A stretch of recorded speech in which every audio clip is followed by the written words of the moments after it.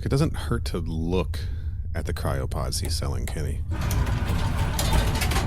Why do you want to buy humans so badly? Hey. Like I said, nobody said we're selling humans. I'm selling secondhand cryopods. I have no idea what's in them. Kenny, think about this. The Dreamcast has 4 controller slots. Yeah, but dude, we only have one fishing controller. Come on! We could all play Hydro Thunder. Look, I'm drawing a hard line, okay? No sale. Fine. Hey, can I drink from your robot?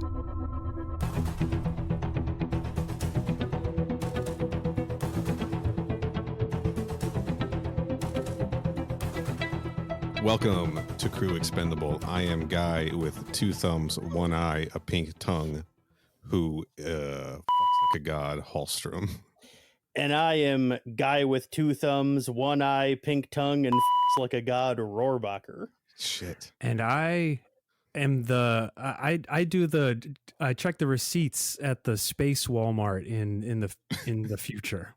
The Space Walmart greeter. Space Walmart greeter Bob. And we're just a bunch of disposable weapons apparently littering the alien universe. Love it. I don't know. I didn't. That was also. I'd like to specify I did have a different designation, but that was one of them, and I had the other one just in case someone used that one. But then when you said that, I was like, it would be funnier if I just also said it. I was on the fence if I should add in the "fucks like a god" line. I guarantee 7 people turned the podcast off when I said that. For the record, my backup was Whiskey Cube Enjoyer. I wanted to ask, so Kenny, you're not much of a drinker, right? You could say that, yes. It would be more accurate to describe me as a straight edge, because It's not that I'm not much of a drinker, it's that I've literally never drank in my life. Gotcha. Bob, what about you? Not putting you on blast here. You could classify me as straight edge. I got tattoos to prove it. Nice. I'm not. Okay. And I was like, because that whiskey cube shows up in the deleted scenes again. And I was sure like, does. That's got to be like a gelatin or something, right? Yeah, like, probably. Like, can you just chew on that? Use it as a bouillon cube? Yeah. Watching it for the second time in the deleted scene, I was even more confused as to what the laser was like physically doing to the cube, because it seems to like pop at a certain point. Like my guess is that like the cube itself is like basically like whiskey particles that are like bonded together by some like weak adhesive, and the laser heats up the adhesive and breaks it apart, so that's all that's left is the whiskey molecules. Okay. How it turns from that into a liquid, I don't know, but I'm guessing the implication is that that's what the laser is doing. I wonder if it's good, right? I mean, probably not. Like it's supposed to be aged though, right? That's part of what whiskey is. It depends. I mean, how much money you spending on your alcohol there, money bags. Yes, you can get stuff aged. You can also get stuff that isn't aged but was distilled briefly in a cask that used to have something aged in it. Okay. That's kind of like the LaCroix of whiskeys, where it's like you get a hint of a better whiskey. Okay. Right. The LaCroix of whiskeys. That's an extremely funny phrase to me. I don't know. I don't really want to get too deep in this. I had my, I wasn't ever a craft beer guy, but I did have a moment where I was just kind of an asshole about like Scotch whiskey. And then I definitely hit a point in my depressive life where I was like, is there alcohol in it? Hand it over. I had a bit of a drinking problem for a little while there. That's okay. I'm on the other side of it now. I don't know. So you know how I said this was going to be a no edit podcast? Yeah. Yeah. Okay.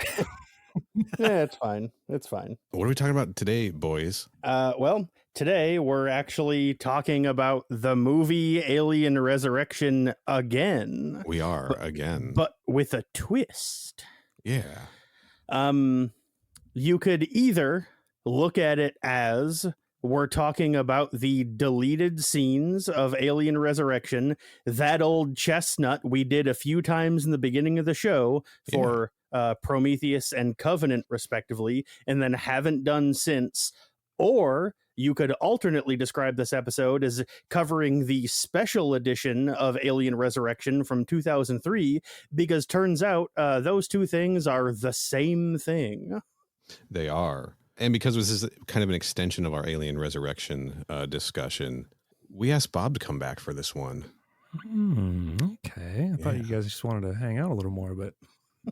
Well, I mean, we had an ulterior motive. Mwahahaha. Do you want to hang out instead?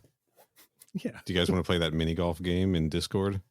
Yeah, Yes. let's do that. Bob, remind the listeners who may not have heard the last episode, what'd you do to plug your stuff? I like the idea of only listening to the deleted scenes episode of the I do a video game adjacent podcast. I don't know really how else to explain it, because that's like, if I was to tell, if someone told me they did a video game podcast, that would be the number one way for me to not listen to it. Sure, yeah. But I think that we don't really focus so much on the video game stuff, so that's my selling point. But I do that. It's called The Flock. You can find that at www.workatmydadslawfirm.com. And I also stream on Twitch on Friday nights, 11 p.m. Eastern Standard Time at Twitch. It's not com. It is com. Twitch.tv? No, it's twitch.tv. Yeah, twitch.tv. / Respectable Street. Or nastyfairy.com. There it is. Welcome back, Bob. Thanks for coming back to talk about this movie again. Thank you for having me. You know, this is deleted scenes, right? Mm-hmm. I think we're going to have a lot of conversation about the movie again, just as we work through these deleted scenes. I also want to treat this as like Alien Resurrection Part 2. Okay. That's kind of fair, yeah. I've been thinking about this movie since... So when we recorded it's been almost 2 weeks, right? Mm-hmm. And I watched the movie 3 times leading up to that. And I was like, man, I'm looking forward to not watching this movie again. And I haven't. I didn't rewatch it, but I haven't stopped thinking about it. And I'm like, I kind of want to watch that movie again. Interesting. I don't know why. And I talked a little bit, well, probably too much. Okay. First of all, let me get out in front of this. I haven't edited that last episode yet. There's a good chance we're going to repeat some stuff. Okay. Just sorry, guys. It's staying in. All right. That's fine. So if I tell the same story again, my bad. But I've just been replaying like moments and lines and conversations from Alien Resurrection in the same way that I think I was so sort of tricked into liking that movie when I was younger. I think it's happening again. Well, I'll say I don't know necessarily that it's like a trick, because that implies this movie is terrible, which it's not. It's not a bad movie, but I will say, after watching the deleted scenes, like the special edition cut, it could have been a lot worse. Oh boy, it could have been a lot worse. Sure is. Which, like, just seeing the regular theatrical cut, it's like, oh, this movie's not great. And then you see a worse version of it and you're like, oh, the movie wasn't actually that bad. Right. They did the best they could, right? Yeah. Well, I was thinking about it because I was thinking like, it's got a really good cast. It's got some really good conversations and lines. It's certainly got some memorable lines, even if the quality isn't like top shelf, right? Mm-hmm. It's a little bit like, all right, so the movie Aliens is a good movie with a good script and a good cast, right? Yes. Mm-hmm. You surface level, good dialogue, interesting characters and relationships, and that kind of pulls you into like what's just a well-structured, well thought out, well-written movie. This one, you could tell that they were like, Joss Whedon was really trying to emulate that with like trying to create these unique characters, and the casting I think in this is really strong for the most part, but it's all layered on top of just kind of a crappy story and weird filmmaking decisions. So, surface level, I think it's a super entertaining movie, but like as soon as you dig into it a little bit, you start peeling things back and you're like, oh, this is nothing. Oh, I mean, like I said on the actual like main Resurrection episode, this is certainly by a wide margin and easily, like very noticeably, the least of the series. But that's not to say it's bad, just that all of the other ones are better, Yeah, there's a good movie in here somewhere. Sure. What they ended up with in the theatrical cut is probably the closest version, but it's still not quite there. There's still problems. I don't know. So Kenny, you're saying this is the worst. Are you saying this is the worst of the 4 or of the 6 or of the 8? Like, are we throwing in the Alien vs. Predator movies? I am not throwing in the Alien vs. Predator movies, namely because I have not seen Requiem, so I can't say for both of them. But when I originally said that, I intended that to mean of the main 4, because Prometheus and Covenant hadn't been made yet. Right. But like, ultimately, I do probably think that I like Prometheus and Covenant more than this one, ultimately. Okay. I think this is better than Prometheus. All right. Yeah. I think it's better than the Alien versus Predator movies. I don't know that it's better than Covenant, and I know that I'm weird for liking Covenant, and I'm fine with that. I'm trying to think. The Alien versus Predator, there's 2 of them? Yes. There's 2, yeah. So the first one... There's 2 movies. There's like comics and books and stuff. Right. I meant movies. Yeah, movies is what I meant. Is one of them is... The first one is the extended ice underground sequence. Yeah, the first one is the one where they're in like Antarctica or wherever. Okay. The first one is basically the same plot as Prometheus, but in Antarctica. Yeah, that's correct. Yeah, and then the second one, is there one where they go to the alien home planet? No, I mean not the alien home planet, the Predator home planet. No, that is you see shots of their version of the Predator home planet in AVP Requiem, but it takes place on Earth in like, I don't know, just like a small country town or something. I don't know if I've seen that one then. And Predators is the one where the characters end up on an alien planet, but it's Adrian never Brody. really. Yeah, that's the Adrian Brody one, but it's never really. They never really say if it's like the Predator home planet. It might just be like a planet. It's supposed to be their training ground or whatever. It's like a game. It's like a game preserve essentially. Yeah, right. That's right. Okay, that one. I thought that one was really fun for how stupid it was. That movie's good. I like that one. Well, we haven't covered Predators on the show yet, so when we get to Predators, Bob, want to come back? Okay. Yeah, we are going to do a Predator month, and by Predator month I mean 5 weeks, because we're going to do Prey a second time. Yeah. Right. Just got my 4K in the mail, by the way. So did I. Yeah. If I recall correctly, I bought it and then I messaged you that I was like, I just bought the 4K of Prey, and you're like, shit, I got to do that. And then 10 minutes later, you were like, just ordered it. Yeah, I missed the Steelbook. And, I didn't get that either. I just got the regular plastic one. We'll all be missing the Steelbooks because Best Buy won't be carrying physical media anymore next year. Yeah. Rest in peace. Yeah. Yeah. The last thing I bought, just a side note, I walked into Best Buy. I was looking for a memory expansion for my Xbox because they use this proprietary format, and I ended up walking out with the 4K Steelbook Hackers like anniversary release. It rules. I'm so happy I found that. I didn't even know it was out. I'm like way out of touch with everything, honestly. That's fair. Someone's got to be. May as well be you. Anyway, yeah, man. I think Alien Resurrection. I'm looking at this cast list, right? I don't know if I made a big enough deal about. I'm sure I did. I'm sure I talked about Michael Wincott last time, right? You did. I love that man so much. I love his voice so much. I just looked in Audible to see if he read any audiobooks, like narrated them. He hasn't, but if he had, it wouldn't have mattered what the book was. I would have bought it just to hear him talk for like 9 hours. Yeah. Is that weird? Does that make you guys feel weird to hear? No. Great voice. Good. Yeah. But like, yeah, he's great. And Raymond Cruz, I know I talked about him. And then you've got like just these, Dominic Pignon and Gary Dourdan, just like all these like really charismatic actors in this movie.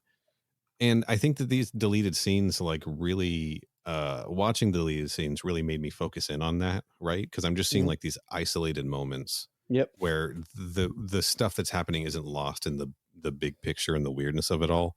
And I was just like, yeah, man, I think this movie's better than I've been giving it credit for. It's funny that you mention about how like watching the deleted scenes really put into focus like how much you liked the cast of this movie, because it's funny because like after I finished watching Resurrection, just like the main movie. Yeah. I remember thinking that, like, you know, outside of Ripley, of course, completely just discounting Ripley because she's Sure. like a given thumbs up. I was like, you know, other than her, my favorite character in this movie is definitely Joner, because I love Ron Perlman and I'm a big Hellboy guy. What's But Hellboy? like, watching, I'm not going to get into that again. All right. Like, last time I got into Hellboy, I ranted for like 6 minutes straight. I'm not doing it again. All right. But you know, I was like, he's definitely my favorite character. But like, watching these deleted scenes, like you said, like in isolation, I knew contextually where they were supposed to go, but they weren't presented to me in Right. context, you know. And watching them separately, just by themselves, I was like, you know, I think I have a new, like, different favorite character now that I've watched these deleted scenes. Is it Christy? You know, ironically enough, I'm sitting here and I was like, I there's two characters that I'm kind of switching between, and I don't know which one of the two is the one I want to say, and I'm going to find out when I open my mouth and one of the names comes out. But Christy is one of them.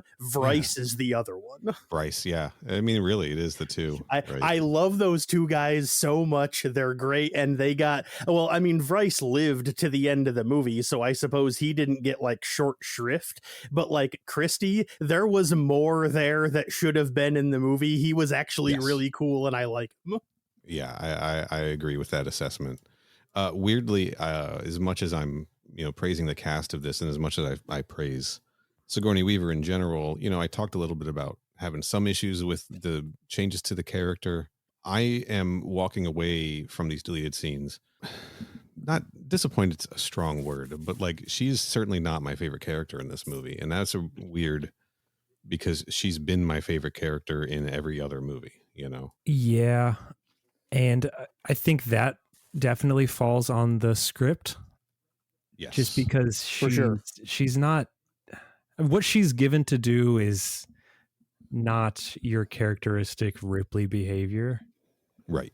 Yeah. It just kind of makes it makes her seem, I mean, she literally is a different person than Ripley technically, but it just makes it feel very, very off. Very detached, you know? Right. Yes. It's just, and like cynical, you know, which I never got from Ellen Ripley, right? Ripley 8 is like cynical and almost like, who the fuck cares? You know? Yeah, like on the Alien 3 episode, we talked a whole lot about how like surprised we were at like how much how much the character as written in that movie felt like the character from the first two movies. And it's like Bob just said, I know that this Ripley literally isn't the character from the other three, but like you'd think that they would still want to have like a continuity there of like, even though it's not literally the actual same person, you still want it to feel like the same person because it is supposed to be like the same character, you know? Right. And they cut moments out that make her feel more like Ellen Ripley. Yeah. Yeah. One scene which I actually ended up talking about on the previous episode, but we'll get into it in depth this time. Do you want to jump into these bad boys? Sure. Yeah. I've got 10 of them on my list here because the Interior Chapel parts 1 and 2, which are available like as separate scenes on like I think the Blu-ray, definitely on the digital release. It's the same scene. Yeah, they're divided on the Blu-ray too. So right. They're divided because there was another scene in between them that if you watch it on the quadrilogy DVD, it adds in like that middle scene. The deleted scenes are fucking weird on that DVD. Trying to rip them from the DVD to make sure we could all watch the same ones was, it drove me crazy. Let's get into this. So the first scene is an alternate opening for the movie. How are we going about this? Are we giving these like a rating, like a comparison rating, or how do you want to try to? So we'll describe the scene, and then we'll all weigh in on how we feel about it.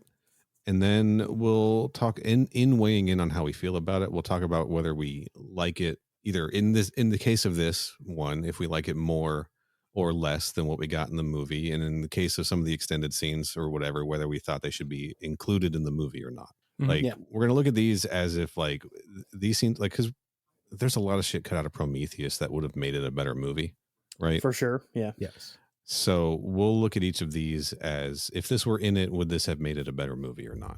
Okay, I like that. So this new opening, I fucking hate it. I think it's so stupid. All right.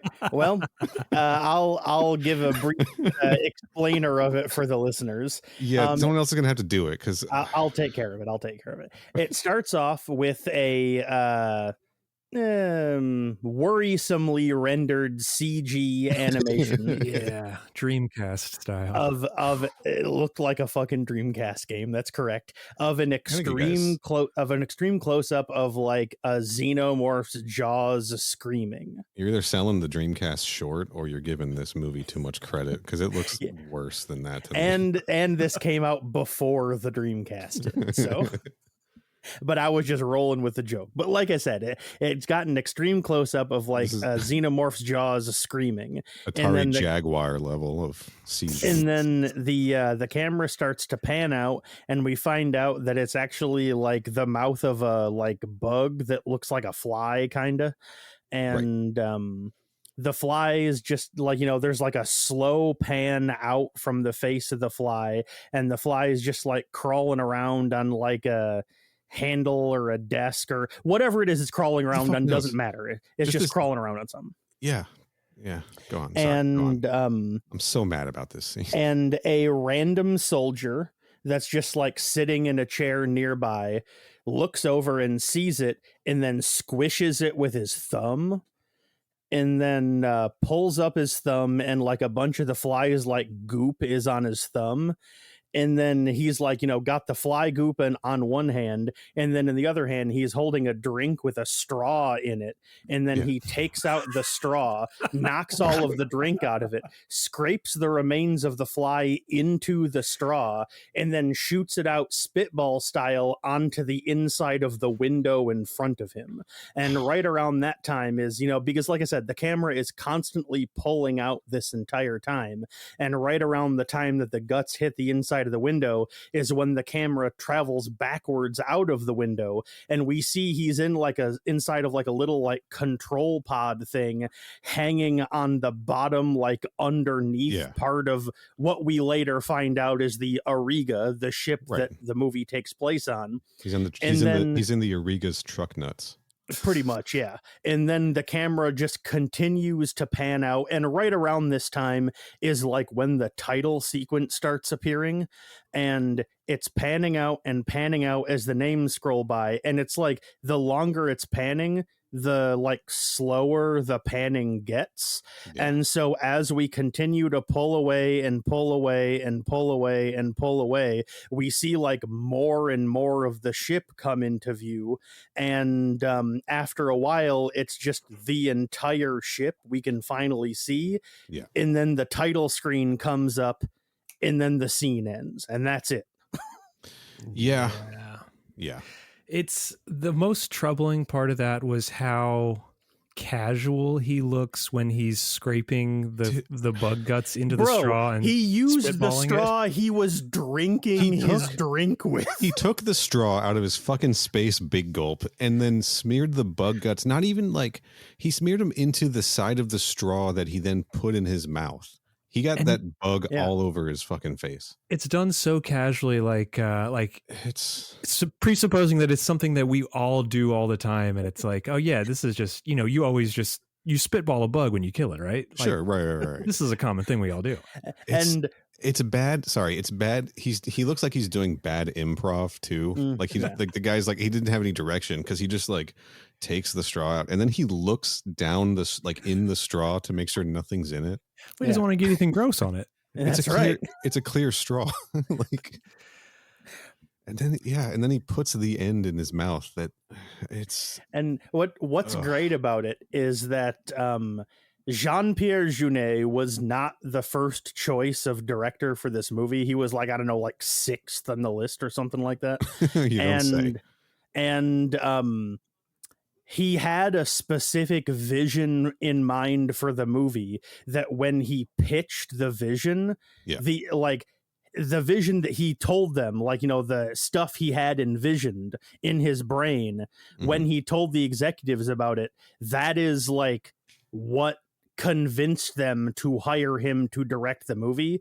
And his envisionment for this movie that convinced them to hire him was this.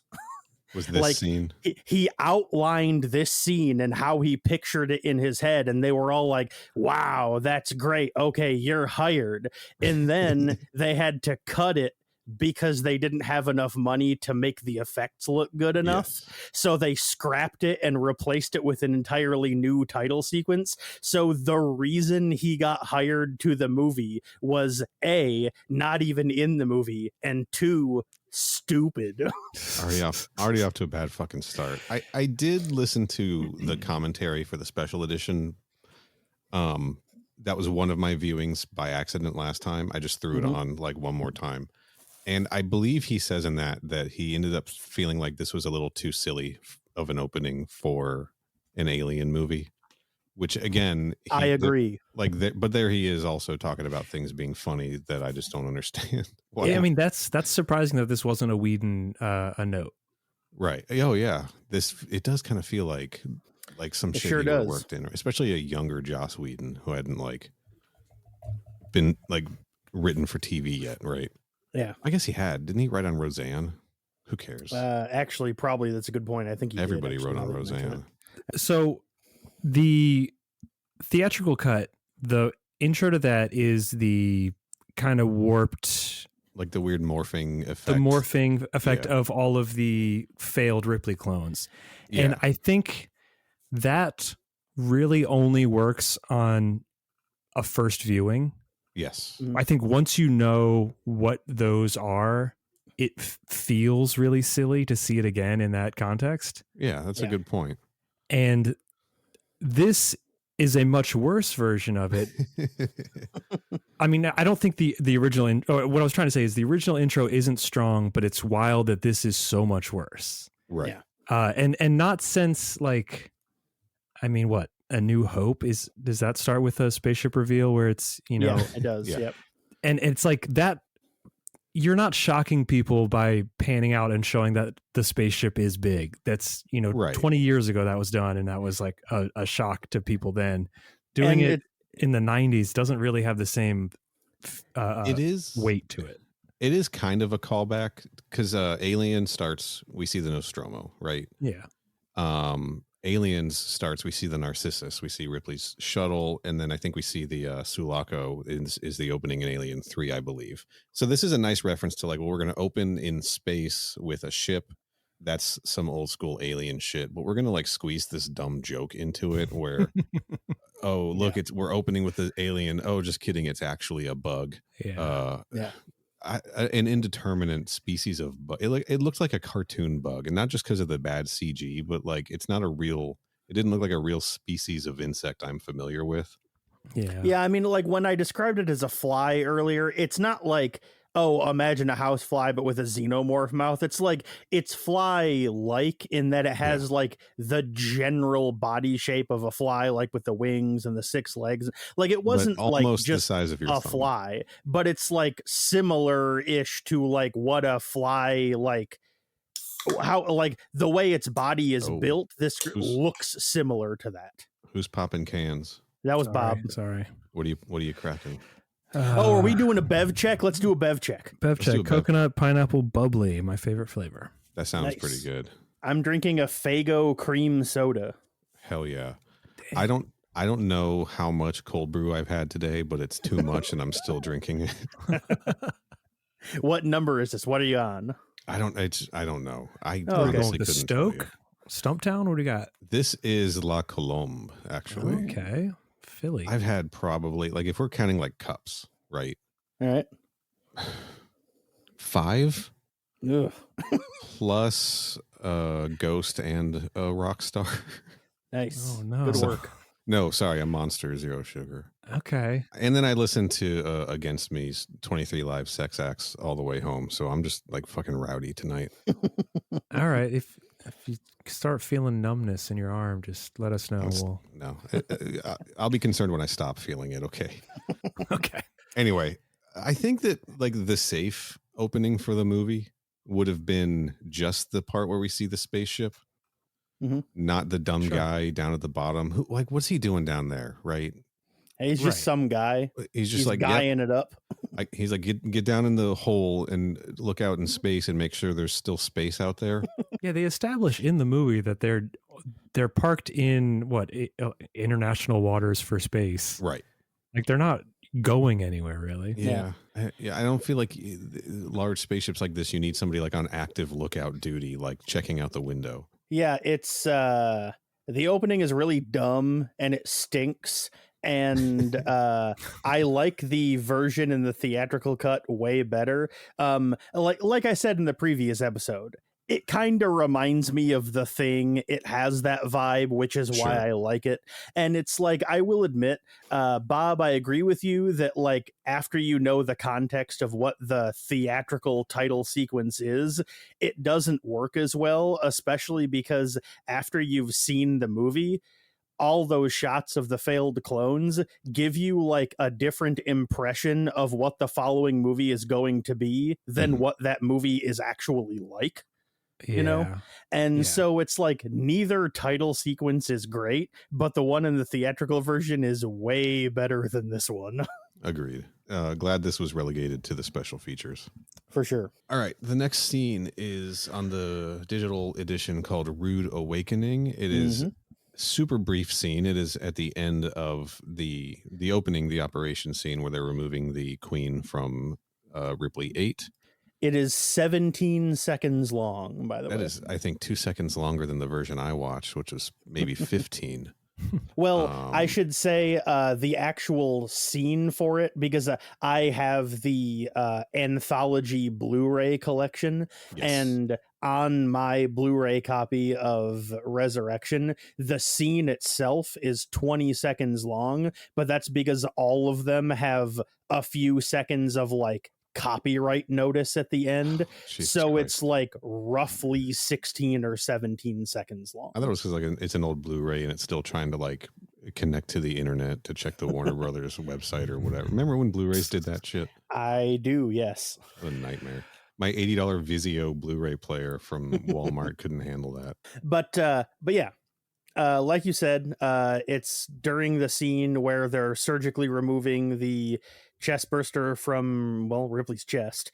And in this scene, she wakes up during the surgery and grabs the arm of one of the dudes because they have like, you know, the gloves built into the box with her arm inside of it from the other side.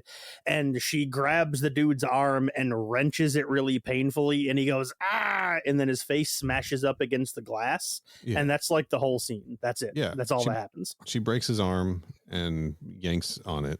Whatever. Right. Yeah. Whatever. Who cares? This doesn't mean anything. It doesn't add anything.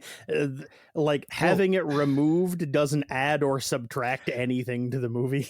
I mean, I'm going to hard disagree that it doesn't add or subtract. Yeah, I'm going to say removing it makes it the reveal, like not the reveal, but her like how do you like the faux birthing scene that she has, the faux, you know, of where she, you know, the fingernails poking through the sheet thing that she's wrapped in. Right. And like, I feel like her first, when you first see Sigourney on screen moving is, you know, it's supposed to be like an impactful scene, and having her do this like cheeky, like, you know, grab the surgeon's arm. Yeah. Just, it seems silly. Bad introduction for the character. If it had been in, it would have immediately showed us that like, oh, this is not the Ripley, you know, right? Yeah, this is the badass Ripley. I think that you're right. The birthing, her birthing scene, we'll call it, what a weird movie, is a way better introduction to the character, right? We're getting reintroduced to her. She's being reborn. All of that symbolism is there. This just having her like, it's like, well, we're gonna show off how strong she is, right? Yeah, presumably, yeah. Like, or maybe that, like, don't you lose bone density in space? Like, maybe that doctor's just like got like weak bones. Yeah, maybe he has like bird bones. Yeah, it's just immediately jumping to her being aggressive is a weird reveal. I feel like it's a little more the subtlety of Brad Dourif talking to her in the cafeteria and like finding out that she is actually like a lot more together than they expected. Yeah. That's more of a fun kind of reveal than her just showing signs that she's like aggressive. I agree. And that scene, we also get like in that scene where she talks to Brad Dourif, that's when she's talking to him and the doctor about the creature, and that's when she says like it's a queen, she'll breed, you'll die. Yep. That delivery still feels Ellen Ripley to me. Like it's very matter of fact in the way that her character was just like, look, these are the facts and this is what's going to happen. Yeah, it's delivered very like unemotionally, and it's like, I'm telling you this simply because you need to know it. Yeah, and so it's a more natural, we more naturally like get into her character, like the differences in her character in the way she was introduced in the movie and in the way that like these sort of like we learn about her increased strength and her connection to the creatures and everything. I think having her wake up and break the doctor's arm would have kind of ruined that journey. Yeah. All right. So Fair enough. The other thing it made me think of is like it made me really focus in on how they're doing this procedure. And I understand that she's encased in this thing, right? And they're all like reaching through these gloves to do the operation and everything. But like, if that queen had been a little bit more awake when they pulled it out, it could have just like ate right through those gloves and gotten out, right? Yeah, oh, for sure. Like this was poorly executed. Especially because as we find out later, these ones can spit acid. Right. Sure. Yeah. Dumb scene. Glad it's not in the movie. Yeah. I don't really have anything to say about that. I mean, like I said, it's like, to me, I didn't really think about it as deeply or like make the connection to later scenes as you guys did. I was just like, oh, it's just dumb because it doesn't really add anything to the movie at all. No wonder they cut it. Right. I didn't really think about it like thematically. I was just like, who cares? It doesn't affect anything, whatever. Yeah. I was with you there. I was kind of like, whatever. But then I thought about it a little bit more and I was like, nah, get this out of here. This is not my Ripley. Right. My Ripley is the Ripley from Alien Trilogy on the Sega Saturn. Speaking of, the next scene is called Ripley Remembers. Yes. Now, this is the scene I mentioned in the last episode that I mistakenly thought was in the theatrical cut. Mm-hmm. So I thought this was in the theatrical cut too, because when I watched this deleted scene, it seemed so familiar, and I just assumed I had already seen it before. Interesting. I'll give a very brief overview of what happens. If everyone remembers, there's a very brief scene after Ripley is birthed, I think it is, and she's in like the medical bay, and there's a doctor that's like showing her a series of flashcards with pictures on. She's also in like a Victorian looking straitjacket. She is. It's very looking. Yeah, I was like, that's some Crimson Peak ass shit right there. It's like they were like dressing her like a kid, right? Like a kid from a ghost story from, Yeah. And in the theatrical cut, we see a brief shot of the doctor showing her a few flashcards. Hand, and close, glove. And then it cuts away to other stuff.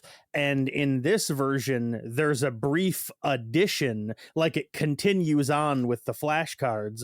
The doctor pulls up one of them, and it's like a side profile of like an image of like a little girl wearing the same clothes that Ripley's wearing. And then we see Ripley look at it blankly for a couple of seconds. It processes in her brain, and then she smiles like she's having a nice memory, and then the smile suddenly turns into a frown, and she looks really like emotional and downcast and hurt by something.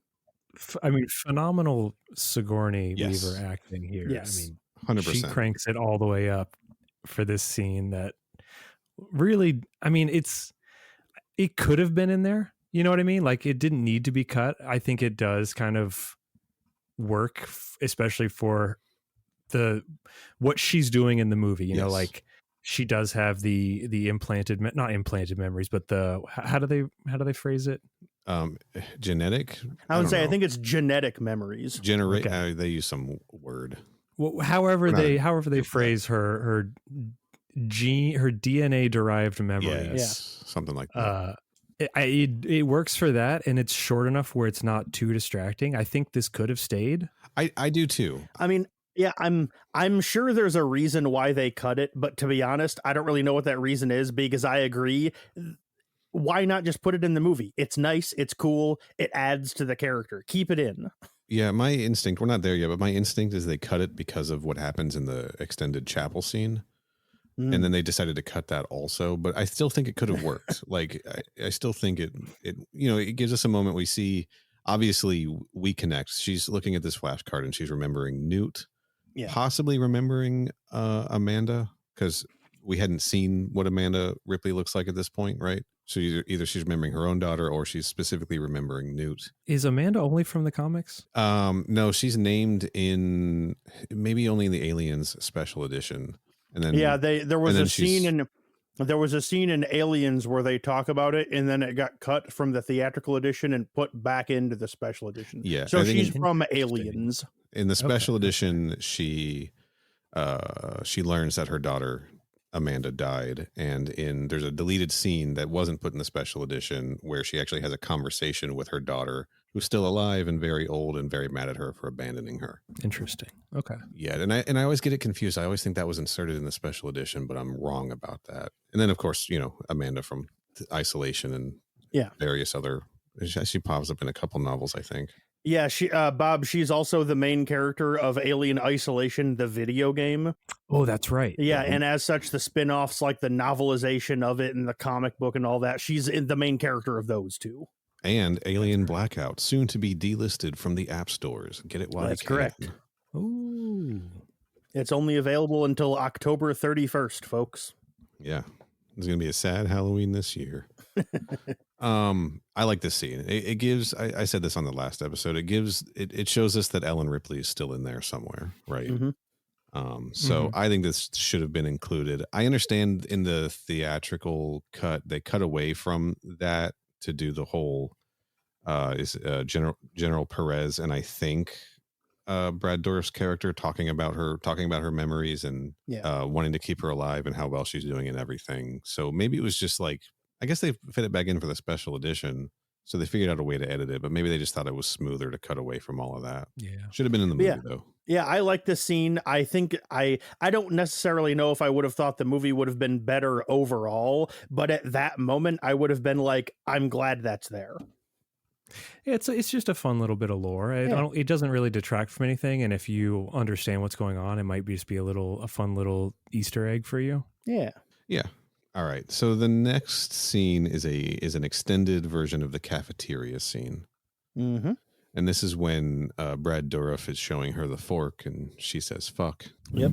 And the Dr. Wren comes in and she delivers the great, it's a queen, she'll breed, you'll die, that I believe was in the trailers even.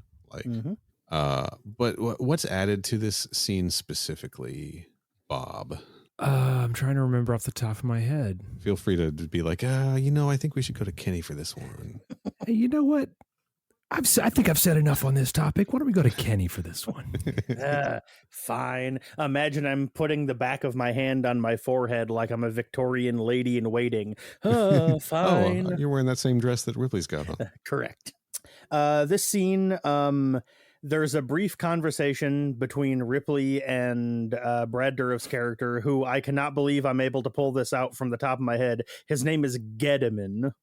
Gediman, it is. Yeah. I do not know why I was able to remember that, but good pull. Big Brad Dourif head over here. But Ripley and Gediman are having a conversation while she's just like sitting in the cafeteria, and she asks him like, how they got her. And he mentions that they, cloned her from a blood sample that was taken from her on what drives me insane. Yes. And I don't think we talked about it in the previous episode. They call the planet Fiore 16. Fiore 16. Both parts of that name are wrong. It's Fiorino 161. Yes. Fury, if you're nasty. If you're nasty. But the reason I bring this up is because he says we got it, Sorry, I got to register the URL nastyfury.com and forward it to Bob's Twitch. But the reason I bring up the fact, because like I believe that scene is in the theatrical cut, but the reason I bring it up is because they have a very brief little added scene where he's like, we got the blood sample from, Fury 16, and she kind of thinks for a second, and she goes, Fury 16, and he immediately goes, hold on. Does that reaction imply that you're like remembering that? Well, hold on. And wait a minute. And then not long after that, I believe it is Ren. You said it was Ren that comes Dr. in. Ren, yeah. And J.E. Freeman. And they start talking about Wayland Yutani. Well, they start talking about the company. Right. And Ren is like, oh, get him in. You wouldn't know what the company is. The company stopped existing decades before your time. Yes, that's right. They got bought out by Walmart decades ago. Yeah. Okay. And I was like, groan. You guys see Jason X? Yeah, Neil, I've seen Jason X. You guys watch the movie Jason X? No. All right. Jason, it's Space Friday the 13th, right? 1,000 years in the future, 3,000 years. Who the fuck cares? Like 400 years, but whatever. Well, they had a similar joke in that where they reference a past event called the Microsoft Wars. And this is the same fucking joke. Yeah, sure is. And what's great about it too is that I looked it up, and get this, Walmart has a page on Xenopedia. Of course they do. And basically it says on the page that they bought out Wayland Yutani, but then sometime later Wayland Yutani broke away and became its own company again, because like later on there are other books where Wayland Yutani is like a company and around and doing stuff again. But this is effectively the only time that Walmart ever gets mentioned in like the Alien franchise, and it is to explain how they bought the main company that the plot revolves around. Such a stupid, like snotty, dated reference. Like, first of all, the joke. What would the joke now be? Like, oh, they were bought out by Amazon.com. Yeah, I would say it would be Amazon probably. Like, just things so specific to the moment, it just immediately dates whatever you're watching, right? It's also like top of the head first thought thing. It's like, we need a company that's like really big and has a lot of money. What's the first company I would think of in 1997? Walmart. Sure, that's who bought them. Yeah, fuck it. Walmart bought Wayland Yutani. Sure, I'm clever. They shut down Main Street, and now they're shutting down Wayland Yutani. Yeah. I long for the days when the corporate big bad of the world was just Walmart. Right. And now we gotta worry about Target and Alibaba, I think. There is a brief little story that I'd like to tell you guys. Target out there closing stores to bust unions and claiming it's That's right. This story is not directly related to Alien Resurrection, but it is directly connected to how stupid it is to just be like, oh yeah, they got bought out by Walmart, whatever, hand wave away. The first few games in the Resident Evil series are all about this gigantic megacorp called the Umbrella Corporation. The Umbrella, because they hang over everything. I get it. Yeah, and they they have arms all over the place. Like, it's one of those things where like they do so many things. They're like an umbrella that just covers over everything. Talk about first draft ideas. And the Umbrella Corporation. Weirdly, they don't sell or manufacture umbrellas. Well, they might. Who knows? No, nope.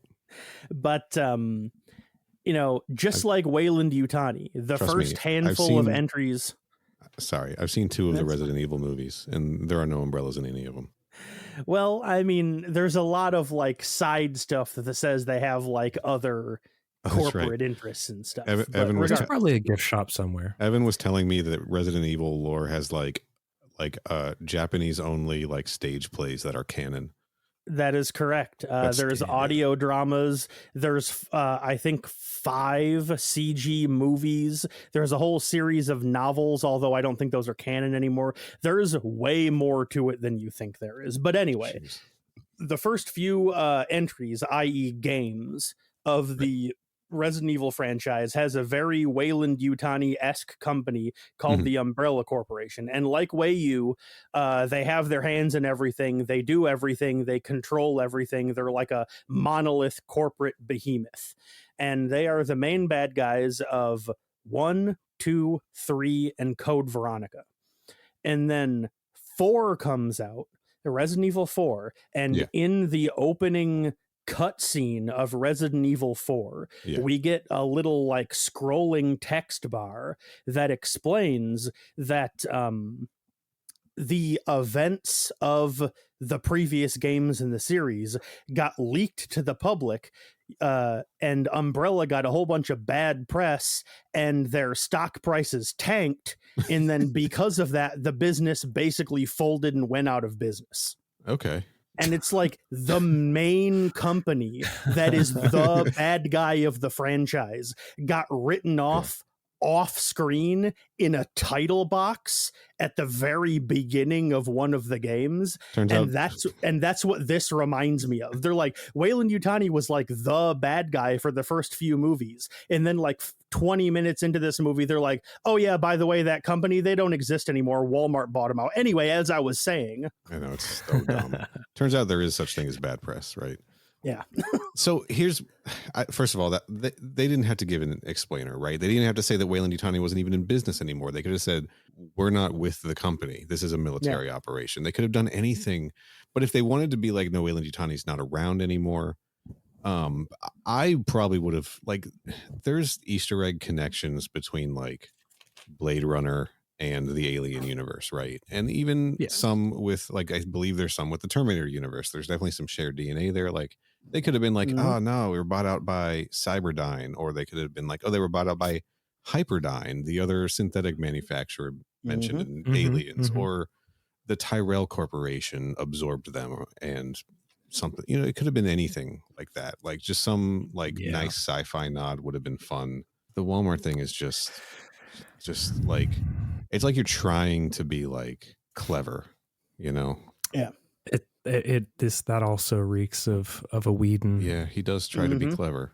Yeah. Yeah, I forgot that this was the Walmart one, because it's largely, I mean, it's just that one little difference is kind of the only thing added to this. Yeah. But one thing that bothered me more watching it on this go around, I mean, it's still in the theatrical cut, but it opens, the speed at which it escalates is so bizarre, because it's fork, right? Fuck, no, fork, and then she says how, and he goes, how did we bring you back? Right. Like, he just immediately jumps to like, what?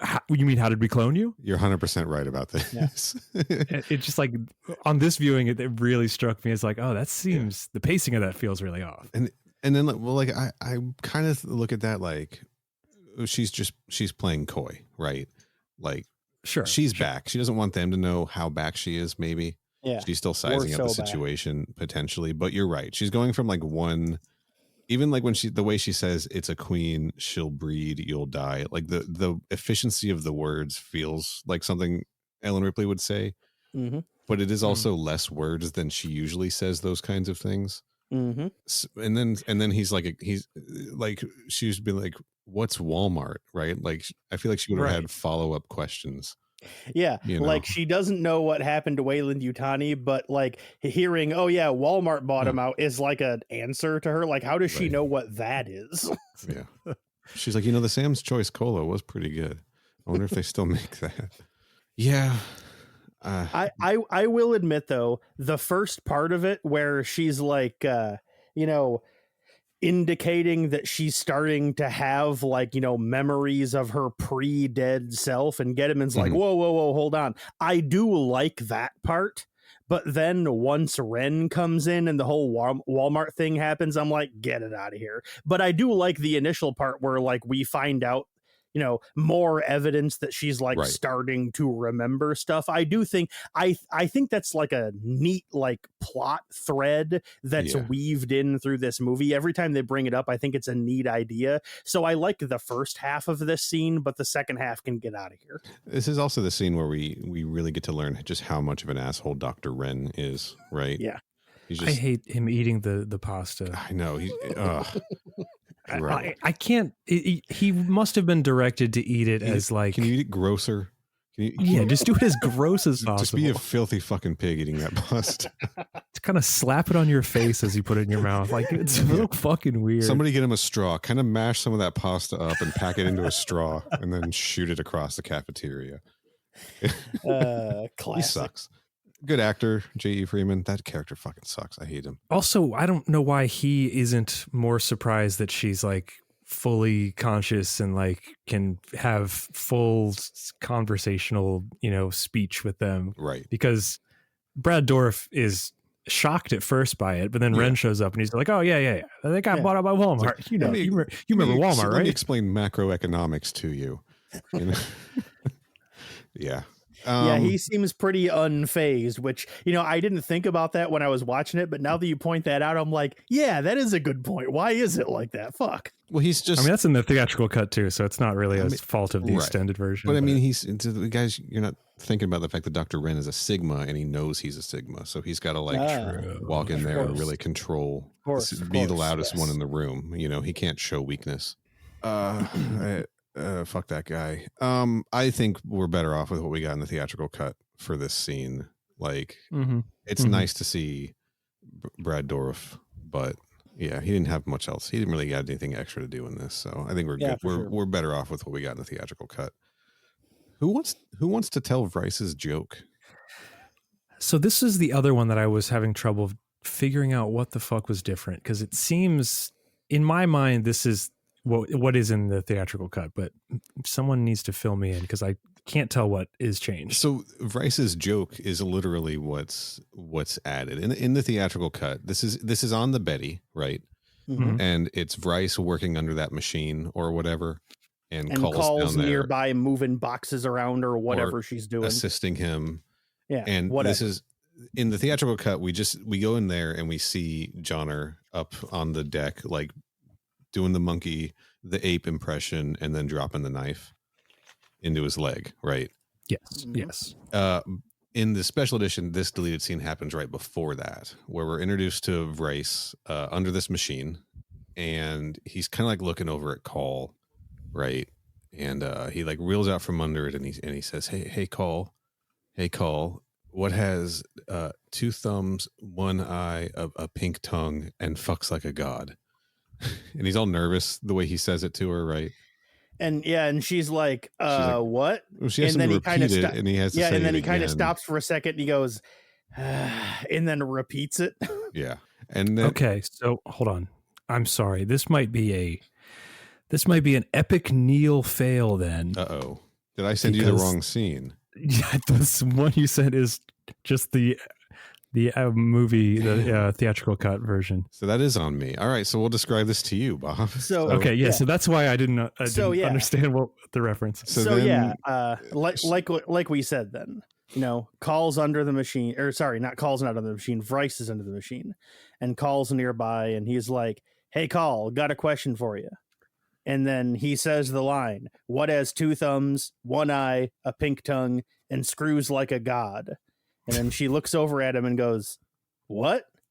And then he gets this look on his face like, "Oh God, fuck, I can't believe I have to say this again." And then he hits a little button, and then he the bed that he's on slides out from under the machine so he can see her better. And then he goes, "What has 2 thumbs, 1 eye, a pink tongue, and screws like a god?" And then she gets this coy little smile on her face, and she goes, "I don't know, what?" And then he looks at her and closes one of his eyes and sticks his tongue out, and then points both of his thumbs at himself and kind of goes, "Eh." He does this guy. That's the punchline of the joke. This guy. And then she looks at him, kind of rolls his eyes, and then hits the button to make the bed slide back under the machine. And he just kind of goes, "Ow." 10 out of 10 scene needed to be in the movie. I love it. I will admit, I legitimately laughed out loud. I love this scene so much. Damn, I'm sorry, Bob. I'm sorry I didn't get that to you. You got to track It's that all down. good. That rocks, though. It makes me long for a more horny version of Rice. It's great because like he's like right before he says the line, he gets his look on his face like I'm about to do something real fucking stupid, and then he says the line, and then she goes what, and then he gets this look like, oh fuck, I can't believe I'm gonna have to repeat this. It was bad enough that I had to say it once, but now I have to say it again. He's like, I didn't think this through, but like it's implied, especially in the next scene, that Rice kind of has a thing for her. Well, in the like it's implied in this scene, but it's explicitly stated in the next one. Yeah. In the theatrical cut, you can kind of tell that he does have an affinity for her. Like he's basically the only crew member who does. Right. Yeah. But like they make it explicit in this cut that he like has a crush on her. Like he's like attracted to her. Yeah, it's fun, and she kind of like laughs and looks away. She hits the button, and the I think it's just his chair like reclined, like and then it slides back under the machine, and he has to like duck to not hit his head. And then the scene goes on. Well, the scene cuts from there. Like in the list of deleted scenes, that's where the scene ends. Like he slides back in, and he's kind of like, "Oh man," and then it cuts right there. But yeah, the one thing I think it's fine in this scene. It's played for laughs. It's a joke. But the one thing I don't really like, and this comes up in the next deleted scene, is just how often people are talking about wanting to fuck call. Yeah, there's a lot of that. That's a thing. So there's a lot of that. Yeah, but this was clever, right? But then it was fun, it was goofy, and it was charming. I liked it a lot. But then when you get like two more scenes of people be like, man, she's fuckable, look at that ass. He's just like, okay, all right, movie, settle down. Like it's cool it's cool when Vrice does it because he's there and talking to her and making it clear how he feels. But when people are talking like that about her when she's not around, you know, locker room talk. That's the key difference. Oh, sure, right, Bob. You're big. You say this all the time on the internet. Like it's just locker room talk, and it should be. Yeah, that's right. Yeah, that's just how guys talk to each other. Hey, that's right. Hey, yeah. Talk about getting it wet. I can't even pretend. Man. Oh, no. Yeah, you're really bad at improving that kind of stuff. Hey, Bob, clip that for later. But yeah, this scene, like you said, 10 out of 10. It rules. It's great. I 100% wish it was in the movie. I love it. I'm going to go on record right now as stating that it is my favorite deleted scene out of all of them. No notes. This and it like it's part of what makes Rice. Is it Rice or is it Vries? In the next scene, Elgin pronounces it as Vries. Interesting. It makes it like he was already a fascinating character and a fun character, and Dominique Pignon is a very good actor. Who are you expecting? Santa Claus? Who are you expecting? Yeah. Yeah, it's like, all right, like how I mentioned one note for the performance. Fine. Like how I mentioned earlier at the beginning that watching these deleted scenes really made me like Vrice and Christy more. This is the reason why I watched the scene and I was like, man, he's so charming. They should have had him do more of this type of stuff in the movie. I love this guy. So I want to touch on something from the movie when everyone learns that Call is a synthetic. This guy's had a crush on her, right? He's had a crush on her throughout the movie.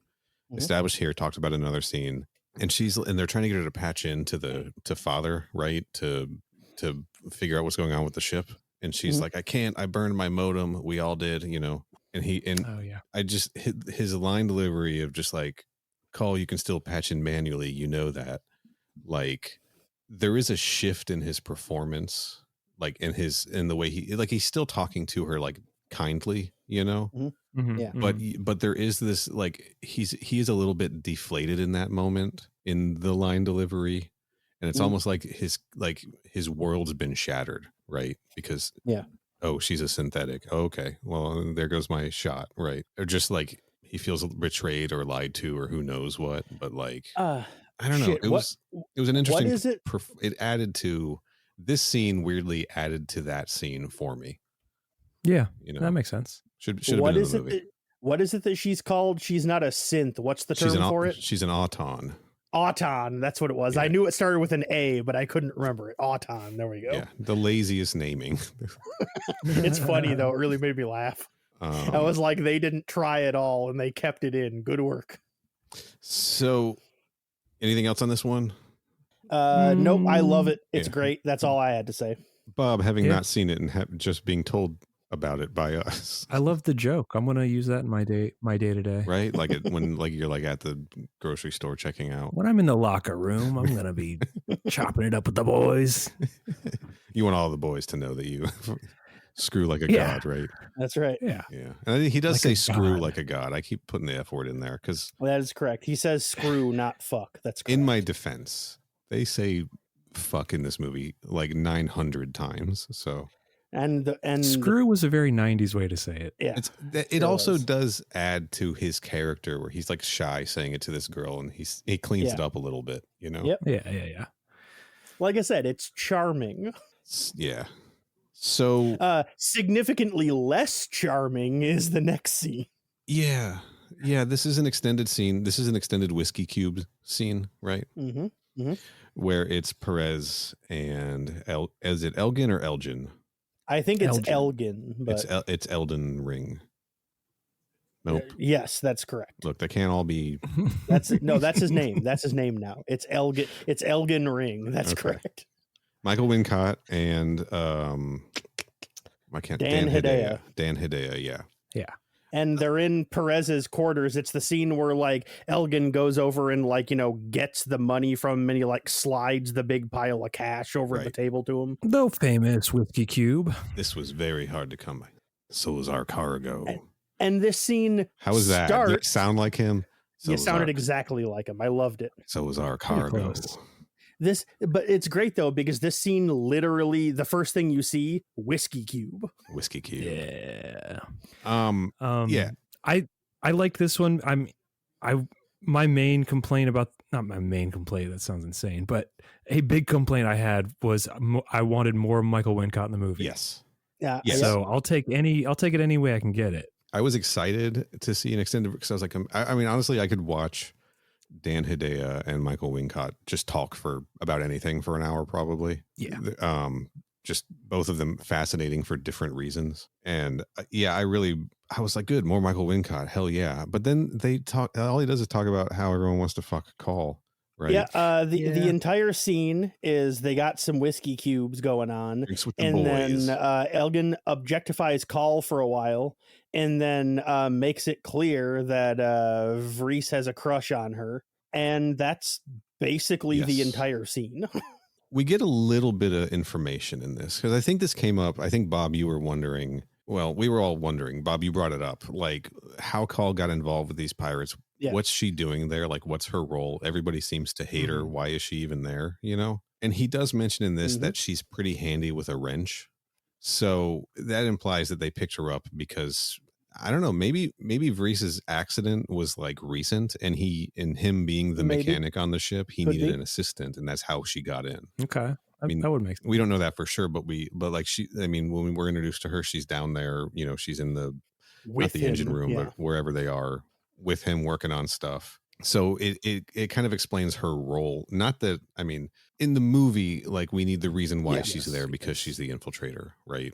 So that being told in this scene, I think just that little bit of information would have been nice to convey if they hadn't done it with Dan Hedaya talking about how hot she was and Michael Wincott's character also doing that, and then talking about how Vries wants to nail her. Just everyone talking about nailing like the one woman.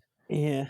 One of three in this, might have been 4, I guess. I mean, this would have taken extensive rewrites, but it might have been more interesting to have her as one of the cargo people. And, when they go to get face hugged, she can't be killed by that, by the chest burster. And then they could, find out then and use her to that's escape. How she infiltrated. Yeah. I mean, that's just an idea that just popped into my head. So, hey, Hollywood, get a hold of me. I got all these fucking ideas rumbling around there.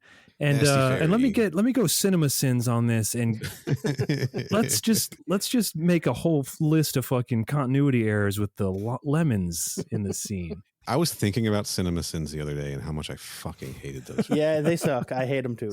I was like, are they still doing that shit? They're still Yeah, I doing would say, that yeah, shit. they Like, are. They for sure are. fucking garbage. There's one CinemaSins drops that's fine.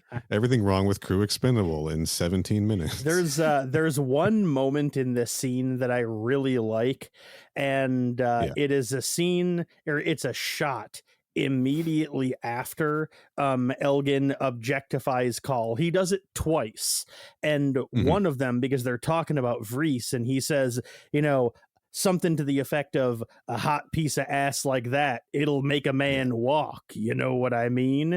And then, there is an extreme close up on Elgin's face where you only see like his eyes down to the top of his chin. And then he just gives this insanely huge grin. And then you get that laugh that he does. And that insert extreme close up shot of his face makes me laugh so much. I was like, that's cinema, baby. His fucking, I could just, I'm gonna get it. And he's a little vulnerable here, guys. I could stare into that man's eyes all day long. Like, it's just like his face, and he's got the huge grin. I think he's like holding a cigarette or something. He's just like, and it just made me laugh so much. Just the coolest motherfucker. I mean, like you said earlier, phenomenal voice. I love listening to that guy talk. He should have been in more of the movie.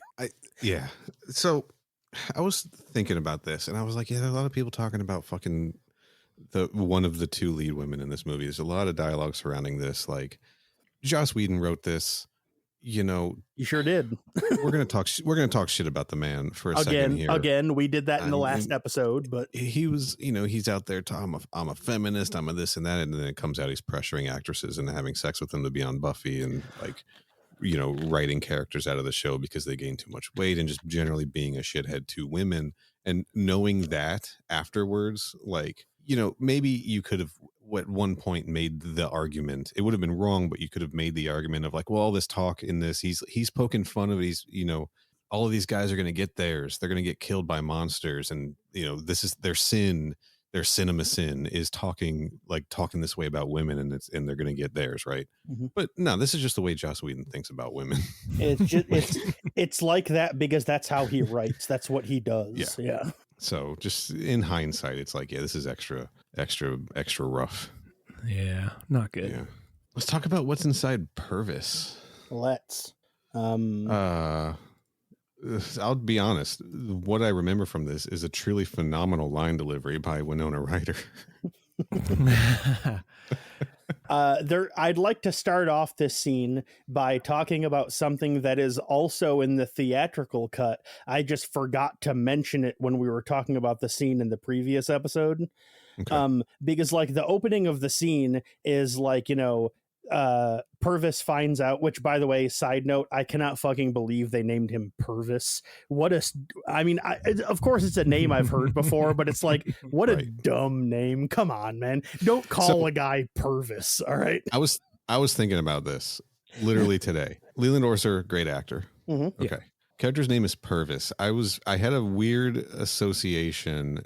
There's a screenwriter, I believe Neil Purvis. Yeah, Purvis and Wade, who did a lot of Punch Up and wrote some scripts for James Bond films, right? Yep, that's correct. There's a scene in the pilot for Firefly where one of the soldiers is named Bendis, I believe named after Brian Michael Bendis, comic book writer. I mean, amongst other things. It's written by Joss Whedon, so that's also what I assumed. I'm wondering if naming this character Purvis was Joss Whedon referencing another writer, because he does that. That's also something he does, just like misogyny. Yes, yeah, he does two things, and he does them both really well. He does misogyny and constant references. Yes, that's correct. But anyway, as I was saying though, this scene opens with the same way this scene does in the theatrical cut, where he finds out that there's something in him, and then he starts going, what's inside of me? And like the rest of the crew continues to have their conversation, and he just continues injecting what's inside of me louder and louder and louder until finally he screams, what's in fucking side me? And then that cuts the conversation to a halt, and everyone turns to him. And like I said, that's also in the theatrical cut, but I wanted to mention this now because it gives me a second chance to talk about it, because I forgot to mention it during our previous episode. Yeah. That is one of the most nu metal lyric lines I've ever heard in a movie, is screaming, "What's in fucking side me?" Yeah. It sounds like an edema song, dog. You guys hear that new Power Man 5000 song? What's in fucking side me? It's funny you say that, because I also thought that sounds like Power Man 5000. And then I went, no. It sounds like edema. Here's a little behind the scenes. As soon as you said new metal, I was going to say, have you heard the new edema song? But you got there before me. So I switched to Power Man 5000. And then only for me to say, I also thought Power Man 5000. But yeah, what's your favorite new metal band to reference? Line.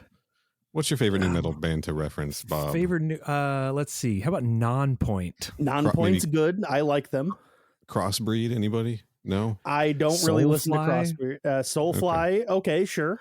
Yeah. I mean, they're not quite new metal, but they're ballpark, yeah. I mean, you're talking to someone who legitimately listens to new metal, so. Okay, yeah, I never did. I did. When new metal was a thing, all my friends were getting into new metal, and I thought, I do not like this, and I went the complete opposite direction and got into ska. Hell yeah. I am a big new metal head, so I have a lot of capital O opinions about all of the bands we were just talking about. I kind of had my I think two of my first CDs were Heavy Petting Zoo from NoFX. And the Bucko 9 CD. Damn. Yeah. And then I stole. Yeah, I had my ska phase. And then I had a light new metal phase. And just a lifelong punk phase. Big emo phase. Yeah, I had it was probably like middle school, like when Follow the Leader came out. All my friends were like, "Yeah, it's Korn shit's awesome," and I was like, "Wait, really?"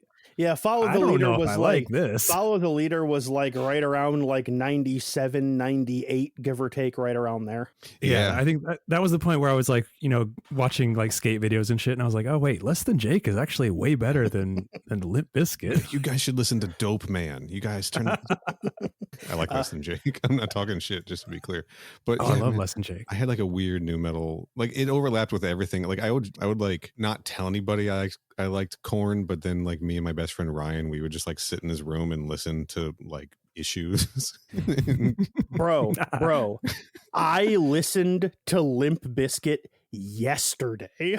Oh, well, I mean, I listen to Limp Bizkit pretty often. Like, I literally listened to them at work yesterday. The great thing about being an adult is you can listen to whatever you want. No one can talk shit about it. But right? For the record, my favorite new metal band is probably Linkin Park. Hell yeah. Because their first two albums are effectively bulletproof and cannot be topped. Especially if you're into making Dragon Ball Z AMVs. Correct. but the one that I listen to most often probably is Limp Bizkit, because when their songs hit, they hit like no other new metal band. I know they do. I'll repeat it again. They have two songs that are so good I can't believe Limp Bizkit made them. That is correct, and I'm closing my eyes like Johnny Carson. Those two songs, by the way, are Rearranged and Boiler. Yes. Correct. Yes. Not the cover, not the which one? They have two. Faith, the first single, Faith. Yeah. The George Michael cover. That was a song I listened to in secret on the school bus too. But anyway, I love talking about new metal, so I took that opportunity. But that is not why we're here, because this is not the POD cast. Hey crew, Future Neil here, just chiming in to say we didn't give Kenny enough for that POD cast joke. Kenny, if you're listening to this, that was solid piece of business. And I'm sorry we didn't give it the acknowledgement it deserved. All right, back to the show.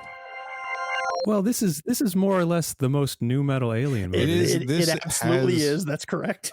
This has a Korn music video vibe to it for sure. Yeah. The Make Me Bad video specifically. But yeah, like I said, there's a scene of the crew talking while Purvis keeps going, "What's inside me?" And finally he says, "What's in fucking side me?" And in the theatrical cut, he says that and everyone kind of pauses and turns to him. And then after a few seconds, Ripley walks up to him and gives him like the burst out of your ribcage speech. Yeah. But in this cut, I'm the he says, monster's he mother. says, in this cut, he says, "What's in fucking side me?" And it immediately cuts to an insert shot of Ren, who looks at him and goes, "A parasite, a foreign element." Yeah. And then Foreign Ripley element. stalks up to him and says that. I do want to touch on seeing it again. This is bad Ripley 8 for me. All right. When she gives him the whole, I mean, giving him the explanation, like it feels very un-Ripley because like she's performing it, right? Yeah.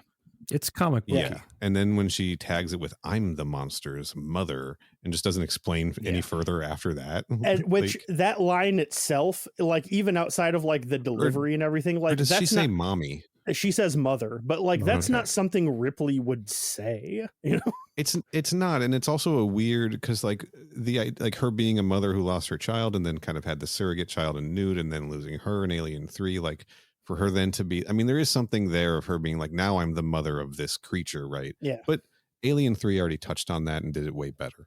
Agreed. You know? So like repeating it here just sucks. And it was, and I don't want to pick on Ripley's, but this was what I was saying earlier, that I walked away from watching these deleted scenes like liking the Ripley 8 character even less. This is the part that I'm thinking of where I'm like, yeah, I really don't like the behavioral changes. They're really not working for me. Yeah. I mean, the franticness that Purvis has works regardless of the extended or theatrical. Yes.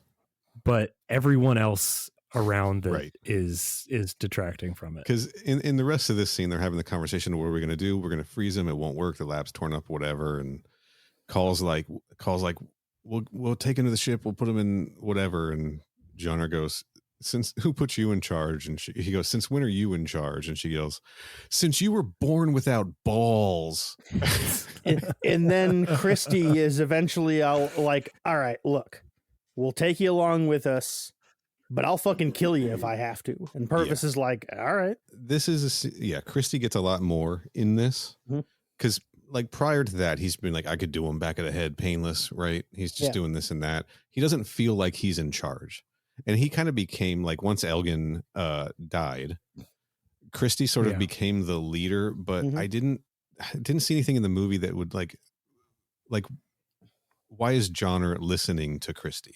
You know? Yeah, for sure. Like, but this scene like gave Chris, like it showed why he's in charge and why everyone listens to him. Like to me, like this added to that character. He got the most out of this for me, just in the way he talks about like how they're going to deal with it. Everyone's quiet. They're all listening to him. He's laying everything out and they're like, okay, that's what we're doing. Yep. And then, also like, he's like, we're taking him with us. And everyone is just kind of like, okay. You know, he's like, literally the only adult in the room in this scene. correct, right? Yes. The Ren yelling "it's a parasite" line made me have the realization that it's a major flaw for the scene, I think, because for all intents and purposes, he is the head doctor of these experiments. Would he not recognize this guy as being one of the hosts? Right. Like you would think he would have had hands on, like, oh, we're setting him up in the incubation chamber and like getting him prepped to be parasitized upon, you know, like why did he wait so long to interject that it's a parasite? Like as soon as they saw him, he could have been like, oh, this guy's fucked. Like we should not be near him because he will be a threat to all of us when the alien bursts out. Yeah. I mean, maybe he's still thinking he's going to get his controllable sample out of this. Right. Yeah, maybe. Because there's always that. And you know, I don't always like that as an explanation, because at some point these people's like survival instinct needs to kick in and they need to be like, fuck the contract, fuck the money. I just want to live. Right. Yeah. I think just him in this scene, him yelling that made me realize like, oh, wait a second. Right. He does know a lot more than everyone else does. Why is he not? Yeah. If he's trying to protect himself, he could be doing a little more to do that. He could be. I said, like, this scene made me realize that the xenomorphs, they really are kind of parasites. It also really looked at it that way. It also like, it's one of those things where like, on one hand, I would say it made me realize how dumb the structuring of this is. But then half a second later, I'm like, well, yeah, no shit. Of course, that's why they cut it out. But it's like, he asks, what's inside me? Then someone goes, a parasite is in you. And then 3 seconds later, Ripley's like, a parasite is in you. And it's like, yeah we just got told that, dog. I almost would have preferred if it had been Ren saying it and not gotten that Ripley 8 speech that I don't like. And then I think that would have been a better edit here. But then you don't have the stinger for the trailer. That's right. True. I think It's a Queen, She'll Breed, You'll Die is enough for the trailer. I think we got that already. They should have put Vreese's joke in the trailer. Hell yeah. Then Bob would have seen it. Yeah. Recut the Alien Resurrection trailer to seem like a comedy. That's right. But I liked this. I liked just Christy having more to do. I think it's I think that he got a lot of stuff cut, like the next scene also. I feel like they started to cut around Ron Perlman a little bit. Like, we need more Ron Perlman, so we got to trim some other stuff because, like, we're really responding to this guy. He's given a really big performance, you know. He certainly does do that. I'll give them that. And Jean-Pierre Jeunet had worked with him on what was the movie they did before that? I don't remember. City of Lost Children. City of Lost Children, yeah. Got it. So, like, he may have been. I think Genre got some of Christie's screen time unfairly. Yeah. And that's what left me feeling like, why is everyone following this guy? You know, like, we just defaulted to him leading everyone. Yeah, he wasn't even like he must have been like third in command, honestly. Like, I feel like it would have been Elgin, and then like it should have been what's her Hillard. Yep. Like, she seemed more like, you know, second mate on this pirate ship or whatever. I don't know. Yeah, who knows? All right, a few more to go here. We got 3 more to go. The next scene is right before they swim through the kitchen, you know, the really good water scene followed by the really bad ladder scene. And it's more Christy. Yep, it's DeStefano and Christy. They're chatting with each other. And Christy's holding his, like, you know, sawn off shotgun looking style gun. And DeStefano is like, dang, man, nice weapon. Too bad you're going to have to leave him behind. And Christy's like, man, it's fine. These are disposable weapons. We can just leave him. It doesn't matter. And DeStefano was like, damn, that's impressive. I am extremely impressed by the concept of disposable weapons, dog. He's like, I heard it. Yeah, because he's like, can they fire underwater? He's like, yeah, the disposables, they should take it. And he's like, yo, how many rounds? I've heard of these. He's like a gun nerd. Yeah, he like, it's blown his mind, and he's acting like there's some kind of like mysterious, like barely known element that just got discovered. He's like, oh my God, disposable weapons for real right in front of me. Wow. And I'm like, bro. I had a very different read on this. What? Tell us, please. Tell me. I got full on flirting. Yeah, I can see that. It seems very like in a non-platonic kind of way, like the way they talk to each other, and especially to Stefano's face, like the facial expressions and just how he responds to everything Christy says. They're connecting here, right? It's really like that. Like, I thought this was going to be, you know, there's going to be hints towards some kind of like romance or something, but yeah, that would have been, honestly, if Christy wasn't about to die for no reason on that ladder. Sure. Yeah. Yeah, no, he lit up like, yeah, I totally see that. It's canon now. Sure. Check out my AO3 page later. I never would have caught that, but now that you say that, I'm like, yeah, okay, I can kind of see it now. Yeah, watch it again muted, and just imagine they're, you know, asking each other how their days were and like stuff like that, and they're really just, it looks like they're trying to connect. Maybe like half speed with like a soft light filter. Yeah.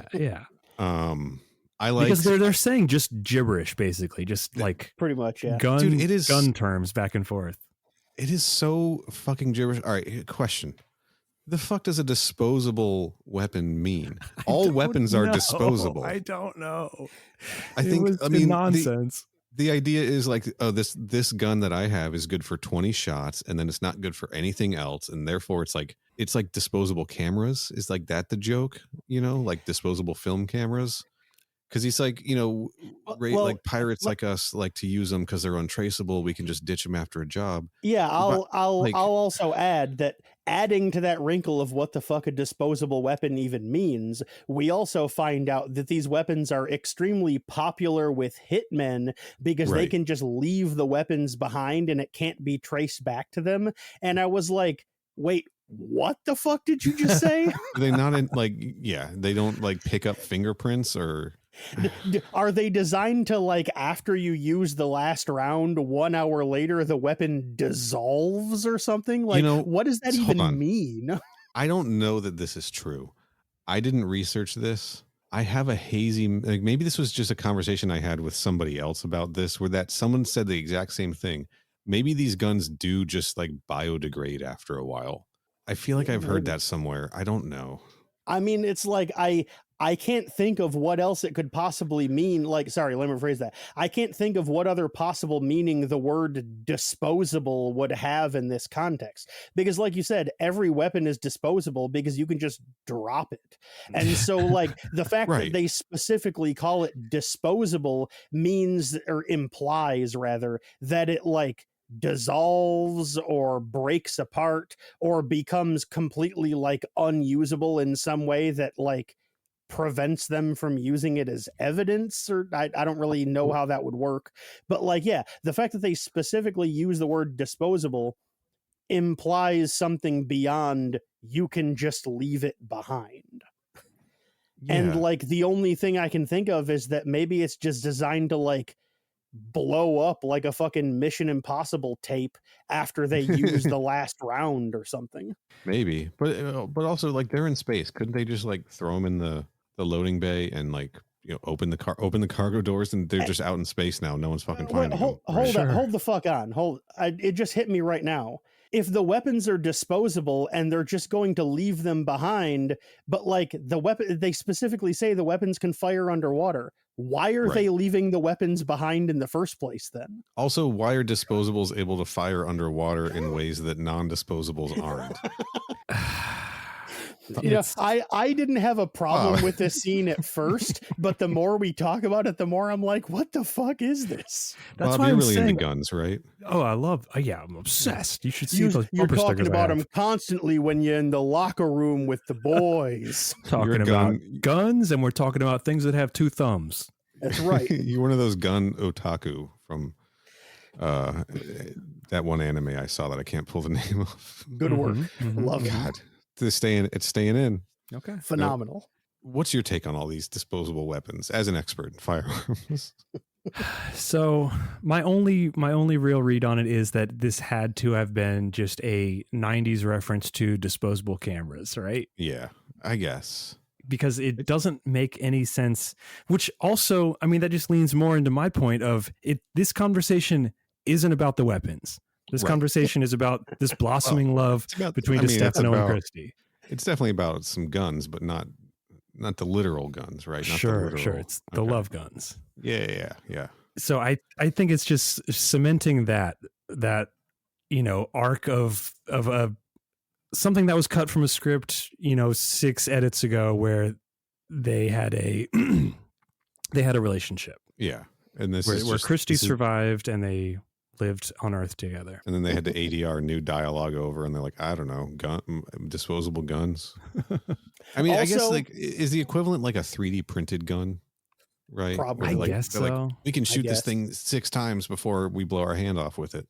Yeah. Also, I'd like to ask, DeStefano is a soldier, and when it's pointed out to him that it's a disposable gun, he's like, wow, I can't believe it. Disposable gun right in front of my eyes. Yet he's familiar enough with them to know what it means when Christie's like, they're disposables. He knows what disposables means, but he like doesn't know what disposable guns are. Like, again, I didn't have a problem with the scene when we first started talking about it, but the more we talk about it, the more I'm like, what the fuck is this? No wonder they cut it. It should have stayed in the movie though. I do honestly like more Christie, great. More DeStefano, great. Like I love Both of those actors. That is fair. I will agree to that. Give them something else, just give them a little, like 80 more seconds of screen time. I don't know how long that conversation was. Like, just fucking give it to them. Yeah. You know? Or at least ADR lines about how, hey, when we get back to Earth, we're going to open up our bar where we serve our cube whiskeys on the rocks. Are those rocks other cubes of whiskey? They are, but they're not just ice. It's ice, but it's ice that comes in a cube form that you then have to turn into ice. And it never so it's not an ice cube, it's a cube of ice, a different thing. Got it. Okay. It's a cube ice, yes. Okay, got it. All right. Yeah. I don't know. The scene was fine. But like, here's the thing. The Walmart line was cut out of the movie, but there's a Xenopedia article on that. This was cut out of the movie. It was put back in for the special edition. There was no Xenopedia article on disposable weapons. There is one on this collapsible grenade launcher that Christy has, but it is in nowhere here telling us what disposable means. Yeah. SMH. You know.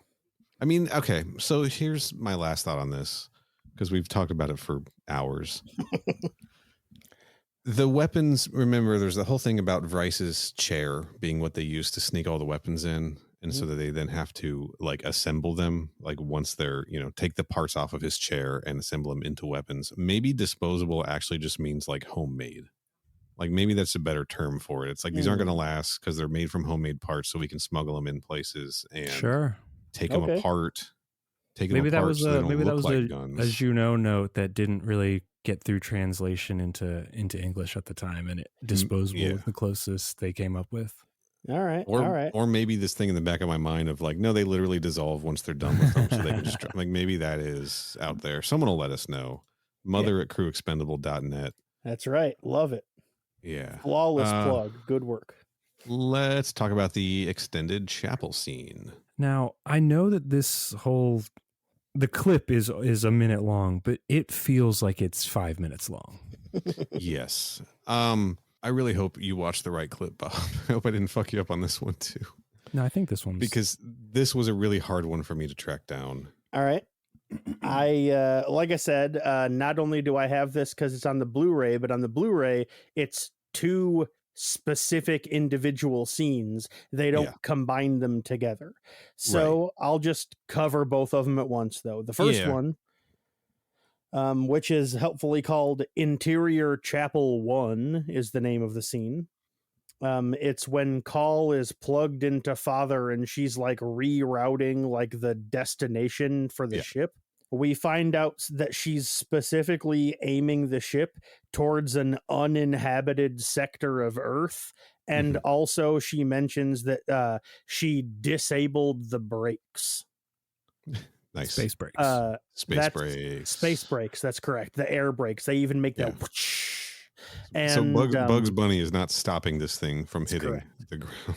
And correct. And that's all that happens in part 1. Yeah. Part 2 is Call is talking a little bit more about like, why she infiltrated them and why she like showed up to kill her and all that or whatever. And they're talking about like, they're like talking about like, the urge and like the drive to save people or whatever. Right. And then Ripley gets kind of like wistful and talks about how, she's suddenly getting some vague memories again. And she talks about how she tried to save people once, but it didn't really work out. And then she thinks for a minute and she's like, there was a little girl and she had bad dreams and I wanted to like help her make the dreams better, but she died and now I don't even fucking remember what her name was. Yeah. Yeah. And that's it. That's all that happens in both of these scenes. That's the scene I gave you, right, Bob? Yes. Okay, thank God. They have the rest of that conversation as they walk down the hallway out of the chapel, right? I believe so. I believe it continues on. That I think it continued. That stuff might have been in the theatrical cut. The rest of it. like that part isn't in the deleted scenes because I believe that's also in the theatrical cut. Because like the deleted scene here cuts off after she says something about how she doesn't even remember what the girl's name was, and then I think it cuts back to Call, and then the scene ends. I think that was when I pulled off the DVD and the way the DVDs deleted scenes are, like if you watch them, it just shows the bit. But if you find the actual video tracks, they're like entire chapter scenes that get inserted into the theatrical cut because they share a disc. Yeah. So that's why it was so hard to just get these. It was a lot harder than I thought it would be. I got you. So some of them are a little longer. Anyway, I don't dislike anything here. It's a little. I mean, especially so in the pacing of the movie, the chapel scene definitely hits at a kind of a low point. Yeah, and it does feel like it kind of drags just because there's high points of action before and high points of action right after it, so it's a little like expository without any kind of anything interesting to look at. Yeah. So I think that's already kind of working against it just for where it's placed in the chronology of the movie.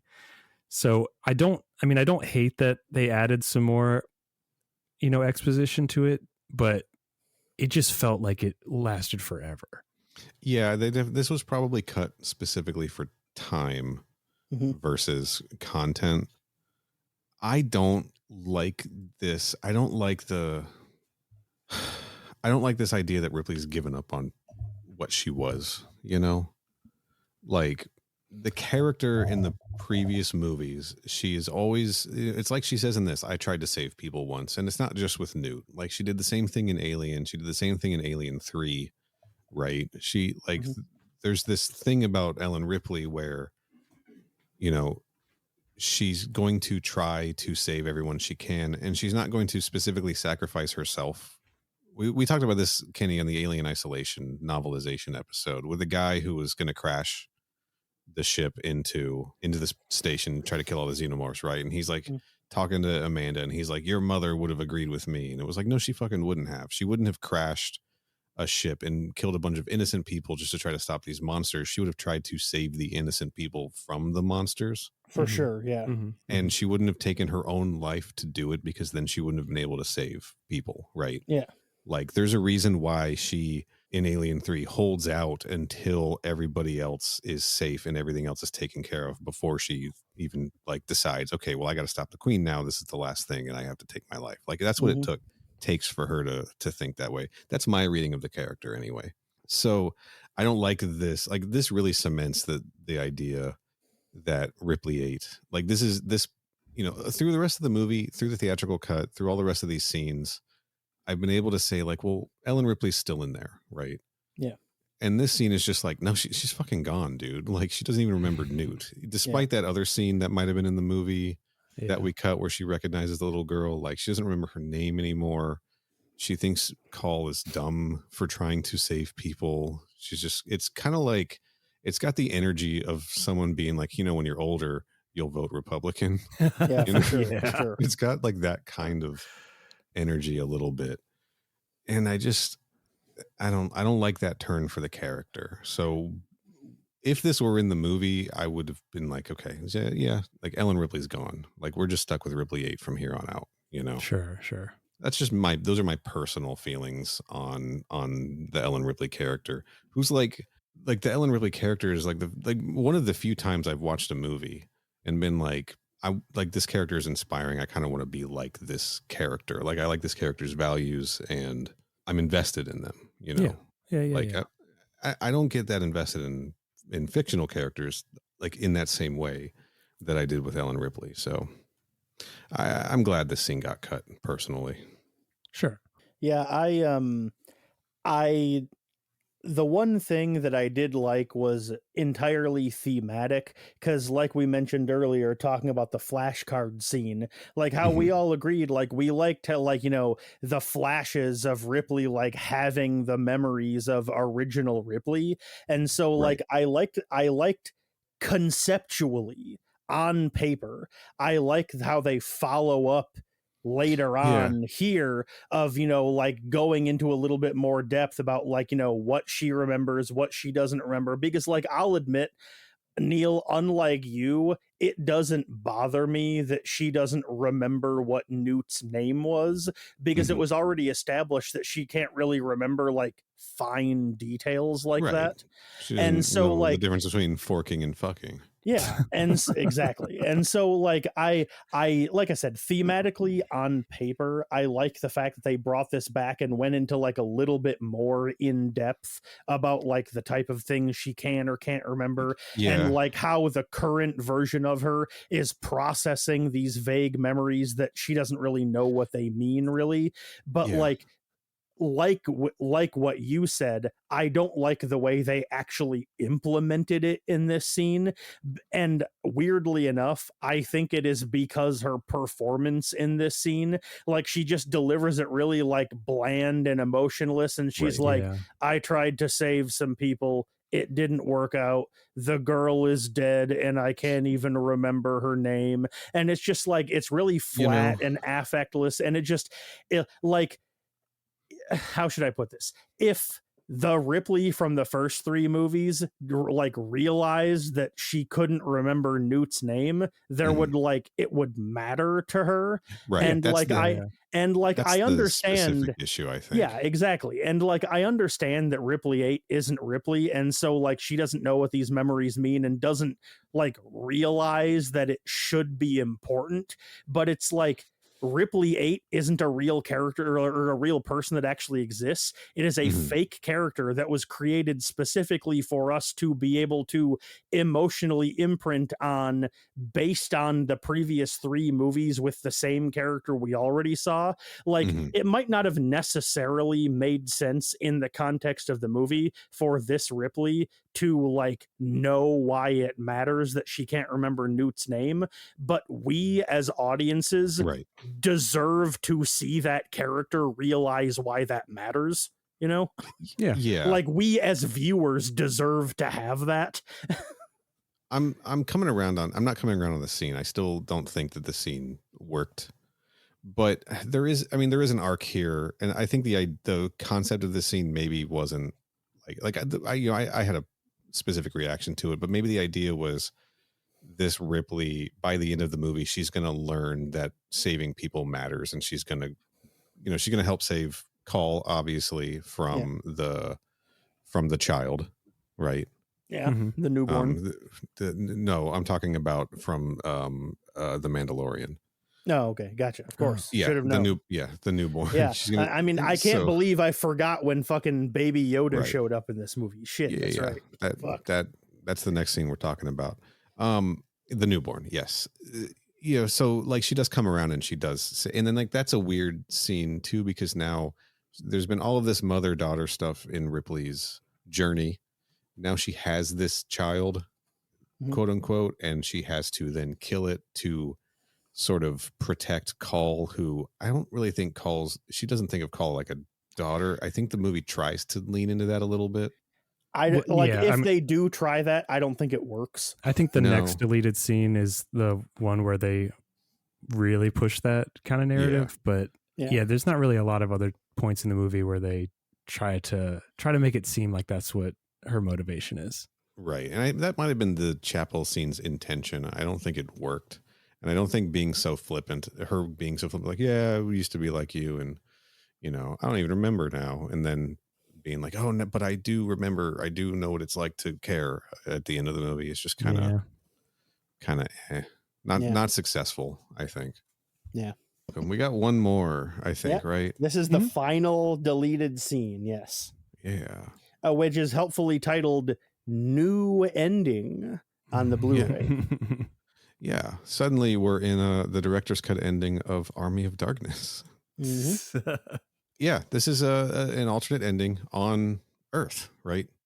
We see theatrical cut kind of ends with them like breaking atmosphere, right? Yeah. And they're like panning over Earth, and they see like the continents like passing underneath. Yeah.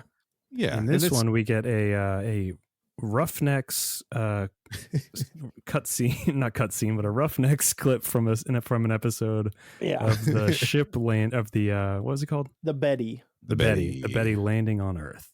Yeah, the opening of the scene is like it starts off from Starship Troopers 3 Marauder. It starts off with the Betty. The opening shot of the scene is the Betty, and it swoops in and lands on the ground, and it looks like they're in the middle of some like construction pit, because there's like vehicles and like machinery nearby and stuff. But post-apocalyptic Earth, man. That's right.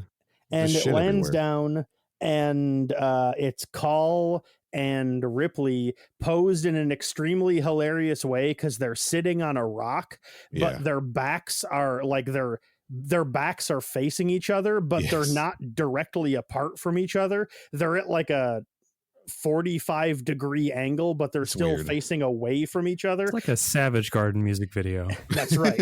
And they're both like quarter turn towards the camera. It's a very weird situation.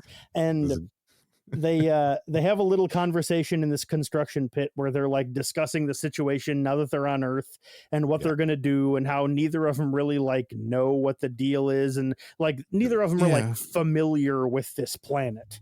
It's very similar to the theatrical ending where Ripley's like, I'm a stranger here myself, but there's like the added... she even has that line, but then like as they're standing there talking, the camera pans up from where they are, and we see that they're on like a bluff overlooking the ruins of Paris. Yes, which was a nice little reference to Jean-Pierre Jeunet. Yeah. I believe I think the special effects team talked about like, we wanted to put him like someplace, near in France or something. Like we wanted to have the Eiffel Tower there. We thought it'd be funny, and he liked it. And there's like a comment about like the military is probably going to be here soon. This seems like an easy place to get lost. Kind of like let's get out there. Let's go fucking find Skynet, right? That's right. And shut it down in a comic book series. That's right. Yeah. You know it. I don't know. It's fine. Yeah, it's whatever. It's neat to see. I don't know if it necessarily works. I think it puts a division between Vries and Johnner and Ripley and Call, right? Because they're not present for this. They must still be on the ship or whatever. Right. Yeah. Right. Whereas the theatrical ending, all 4 of them are on the ship still, Yeah. So, but this is like, no, we're separating Call and Ripley from the other survivors, to make the story about them specifically, I guess. Right. And I don't liking both Johnner and Vries. I'm not down with that. I mean, even just a scene where you see them sitting on their own rock having a conversation would help a little bit. that kiss when they survived like woke something up in the both of them. Yeah. Check out my page link. I like this scene in a vacuum on its own because, like, I'll admit, I do, again, on paper, in concept, I like the idea of an alien story set on Earth. I just like conceptually, I think that's like a fun idea, but like actually like imagining a world in which that was the canonical end of this movie, I would have been like, Yeah. Also, I don't fully understand what they mean by the military will be here soon looking for them. Like they're not on the lam, right? They're just, I guess Ripley is technically their property. Right. They might have put like a microchip in her, But everyone else, like they don't they're have a away, reason to run. They're not near the Auriga anymore. Like they're very far away from that. So like, where's the connection? Unless they're like specifically monitoring the ships leaving the Auriga, like maybe they were tracked. None of that stuff is set up. And we know Call doesn't know because she burned her modem, so she can't like wirelessly tap into everything. That's true. I will say though that they are a known group of pirates. So maybe the military was just on their way because they were like, oh, like we're already familiar with this group of like pirates and lawless guys. Their ship went that way. We'll just follow them. But they got disposable guns, though. We'll never be able to track them. That's true. Yeah, or maybe because like it's implied that the planet is like on a dead apocalyptic wasteland. Maybe they have that thing. Yeah. Earth, man. What a shithole. Yeah. So maybe they have a thing set up where it's like illegal to go to Earth, and so once they pass into the atmosphere, it automatically gets flagged and they got to go chase them down or something. I don't know. There's nothing in the movie that supports that. I'm just trying to invent ideas to explain. There's only one man who makes disposable guns, and he lives in Paris. That's right. I just figured out the ending. What's All up? right. What is it? They are not human. Okay. Right? Yeah. Call yeah, and yeah. they're not They human, sure so aren't. they can withstand the radiation of the thermonuclear war. Oh, That's why everyone else is on the ship. we're talking about the Microsoft wars. The Microsoft Wars. Correct. You know, Bob. That does make sense. Sure. Yeah, you got me. I can't think of anything to refute that. I think you came up with an excellent point. Put it back in the movie. We should check the novelization, see what it has to say. Yeah, I honestly, I don't have strong feelings about either ending. I think I do like everyone being on the ship together at the end of the theatrical cut, but they're still in separate areas of the ship. So like, I mean, whatever. Yeah. At this point, I think I'm probably just like ready for the movie to be over, no matter how it ends. Well, good thing it effectively is then, I suppose. Yeah. So we're going to call this 10 deleted scenes, right? Because we've combined Yeah. some parts here. For sure. We've got the Ripley, for me, it's the Ripley Remembers scene should have been in there. The Bryce's joke scene should have been in there. And then just parts of the extended purpose scene and the disposable weapons scene. That's all that should have been back in the movie. I think, as far as I'm concerned, disposable weapons needs to be back, but ADR different dialogue should be about their blossoming relationship. Maybe you don't. Bryce's joke. Maybe you don't hear what they're saying at all. You just sort of see them. Ooh, And you have to kind of figure it out and like piece it together. Yeah. And then you have to like watch DeStefano's face when Christy is like cutting the straps, you know. And then you get the whole story. It's like in Community when in that one episode when Abed delivered a baby in the background. I've never seen Community. I'm sorry. Neither have I'm I. sure it's a funny reference though. Yeah. Well, someone out there seen. Imagine Neil. Imagine we're both laughing right now. Ha ha ha ha. No, you weren't. I assumed you were. I don't listen when you guys talk. Fair enough. Bryce's joke needs to make a comeback. Hell yeah. That's great. Everything else I could lose. I'm not really, don't have strong feelings about anything else. Or if I do have a strong feeling, it's that it is bad. Yeah. Again, there's stuff in here that works, but it should have just been in different contexts. Like I like finding out what Call's role is, but I don't like finding it out because Michael Wincott's talking about her ass. Yeah. Add more Christy, you know. Yep. Yeah, I'm going through and I like the flashcard scene. Yeah. I like Bryce's joke. The disposable weapons scene is pretty cool. Those are really the only three that I would be like, I would have liked them to be in the movie. Everything else, it's fine to me that it got taken out. Yeah, I think overall the theatrical cut is the preferred version of this movie. Also, while we're speaking about Bryce's joke, Bob, while we were talking, I tried to do a Google search of that clip so I could send it to you so that you could see it. And I did a search for Bryce's joke resurrection is the search that I made. Okay. I didn't find any links for it. It's apparently not on YouTube. However, if you scroll down to the related searches section, the first two hits that I get are Alien Resurrection Autism and Why Did Christy Die in Alien Resurrection? Wait a second. We're not the only ones. Yeah, we are not the only people that are like, what the fuck when that happened. Interesting. Yeah. Also, looking at it now, under the Alien Resurrection Autism scene, it looks like a lot of discussion about whether Ripley 8 is intended to be autistic in this movie. Interesting. That's a different read. All right, we did it. I think we all agree. If we have to have one version or the other, we'll probably take the theatrical cut. Agree. Yes. Yeah. over the special edition. I agree. Yeah.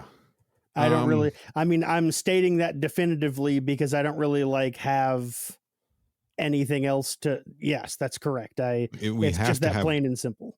We have to have one of them. Would we prefer to have 0 of them? That's a different question, right? You're right, it is. But we got to have one of them. So, all right. Anything else? Either of you? I'm sure I'm going to be flooded with more Alien Resurrection thoughts over the next like 2 weeks, but I'm going to keep them to myself, probably. Well, do we want to do an Alien Resurrection 3 episode where we just say, hey, do we have any final thoughts or anything we thought of since last time? Let's just talk for a while. I think let's give it a few weeks and see where we're at, honestly. Well, there's a Resurrection game to cover too, right? There is a Resurrection game to cover, and okay. I will be... I've heard it's pretty hard, so... I've watched a lot of gameplay and it looks cool, so I'm excited to see it first. Well, sorry, I can't call out the person who contacted us. I think it was a Resident Evil collector on Instagram was like, good luck playing that game without cheat codes. Damn. So I'm hoping there's cheat codes. Also, Neil, I don't think you managed to catch this, or maybe if you did, you just didn't comment on it. But when you were streaming the other day... Oh, yeah. Twitch.tv/Final Neil. That's right. When you were streaming the other day, Bob and I were both in the chat, chatting it up. And I semi-jokingly said, hey, Bob, want to be on the next episode? And he said, yeah. And then as a brief follow-up, I went, fuck it, you want to be on all of the episodes about Resurrection? And he goes, I'll always say yes anytime anyone asks. I don't know if you caught that, but I pitched Bob being on every episode about Resurrection. But you don't have to, Bob. We got like 2 books to read. Like, it's all right. Hey, we're not going to hold you to this, but I'm down. If I got time, I'll do it. If you want to, you're welcome anytime, of course. Connor and Dewey, though, I don't know. I just thought the idea was funny where like we bring someone on and they're there for the entire month covering all of the stuff in this section of the timeline, and of everything where we have a guest on multiple times, it's for fucking Resurrection of all entries in the that's why I thought it was funny. You are technically our first repeat guest. That is correct. Yes. Yeah. All right. So I'll send you my Venmo. You can send it. Okay. Yeah, you're free to do whatever you want, dog. All right. Yeah. Any final thoughts on Alien Resurrection and or the deleted scenes? I appreciate it more seeing how much worse it could have been. Yeah. But I still don't think it's a great movie. It is not a great movie. I still think it's a pretty entertaining movie, and I think it's a pretty fun. Yeah. It's a pretty fun watch on occasion. You know, I don't think I could watch this like every 2 weeks like I was when I was like 13. But for sure. Yeah. But and I'm going to take a break from it after doing this podcast, but I can see myself revisiting it in the near future because I do have a problem. I mean, like you said, it is a fun movie. It's not like it's not worth watching. It's still like a fun movie. It's just not necessarily that good of a movie. Maybe I need to just find like a better Michael Wincott film. Like, have you guys seen Ghost in the Shell? The Scarlett Johansson one. Scarlett Johansson movie. I haven't seen the Scarlett Johansson one. No, I've seen episodes of the original cartoon, but he's in this, but he is buried pretty deep in that cast list. So that's not the one. I'll find a Michael Wincott movie. I'm sure you'll get your fill of Michael Wincott when you do your AMV style new metal cut of or new metal edit of Alien Resurrection featuring that's Il Nino. Hell yeah, Il Nino. Ooh, baby. There's actually, it's not new metal. There is a track on the Great Malenko, the ICP album, that I think would cut really well to this movie. Okay. Look, ICP is not new metal, but They're absolutely new metal. All right. Yeah, New I metal like- adjacent. Like everyone I know that like was hardcore into new metal also liked ICP. So it's Oh fine. yeah, when I was shame listening to certain new metal bands, I was also wearing out my brother's copy of The Great Malenko. For sure. I mean, I'll admit I was not one of those guys. I've never been an ICP guy, but I was also more of a second wave new metal guy. I didn't listen to like Korn when they started coming out. Like I was like second wave, like, Linkin Park, Edema, like that era of new metal a few years later. You weren't into Korn until he got that H.R. Giger microphone stand. He definitely does have one. That's correct. Yeah, he does. All right, I think we should close this up, Bob. Yeah, like now that we're talking about new metal again, it's probably about time to wrap it up. we are eating our own tail at this point. Yeah. Bob, tell the people where all your stuff is. You can go to www.workatmydadslawfirm.com to find the podcast that I do with my free buddies. I don't know why I said it like that. And I also do streaming on twitch.tv at nastyfairy.com. Yeah. And you can watch me look at YouTube, I guess. Links in the description. Go listen to the Flock podcast. It's good. Hey, Yeah. Crew Expendable will be on soon. Yeah, And we'll be we've back. been on it before as We've been on it well. before. But even when we're not on it, it's a good show. And like I hear either your hesitation to tell people it's a video game podcast. Like I get that, but like it's a good one, guys. Well, thank you. Yeah. And you guys talk about, just whatever you've been playing, tabletop games, music you've been listening to, except for you. You haven't listened to music in 2 years. Yeah, I don't listen to music anymore. I Something don't, like that. I don't know what's wrong with me. Movies, all kinds of stuff. It's a good show and it's fun. And you guys are funny. And I like listening to you. Hey, well, thank you so much. So everyone go subscribe to the Flock podcast. For sure. Kenny, where That's can people me. find you on the internet? I am on Twitter for now because they recently announced a couple of days ago, as of this recording, that new users that sign up for Twitter are going to start getting charged to be able to use the website, which means that it's probably not going to be too much longer until established users are going to have to start paying to use That's it. the way. So once Hey that man, first- if the product is free, you're the actual product. They're selling you. Correct. Extremely All right. correct. But like now that they're knocking over that one domino, it'll probably cascade out. So by this point, it's probably not going to be too much longer until we're not on Twitter anymore. But for now, I'm still on Twitter and I'm on Blue Sky and I'm on Letterboxd. I have the same handle on all of them. That is at CYHOBBEZ.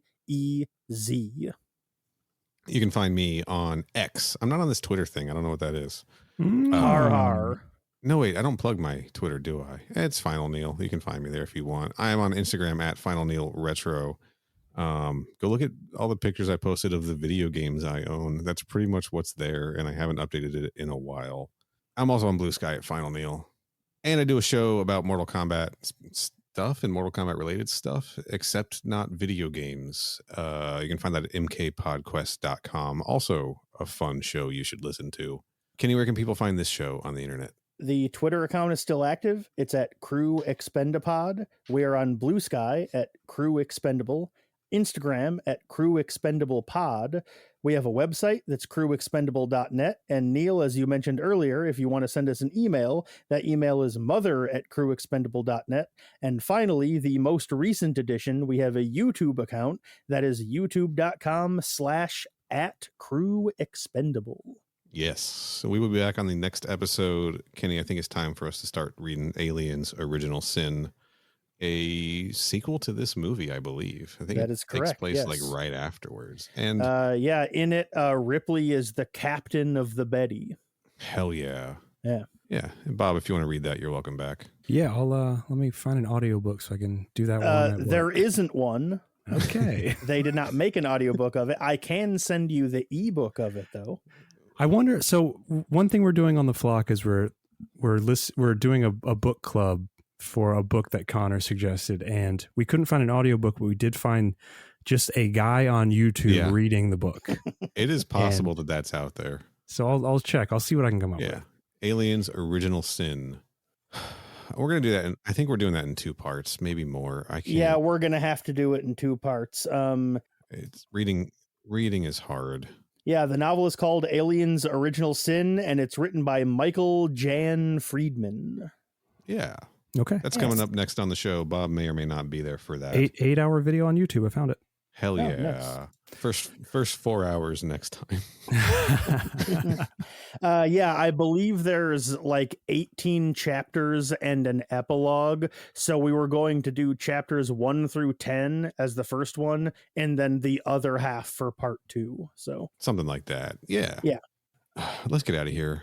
Yeah, I don't have anything else. I'm out of coffee. I don't think you should have any more. All right, we'll be back to talk about Aliens Original Sin sometime soon. Until then, stay frosty.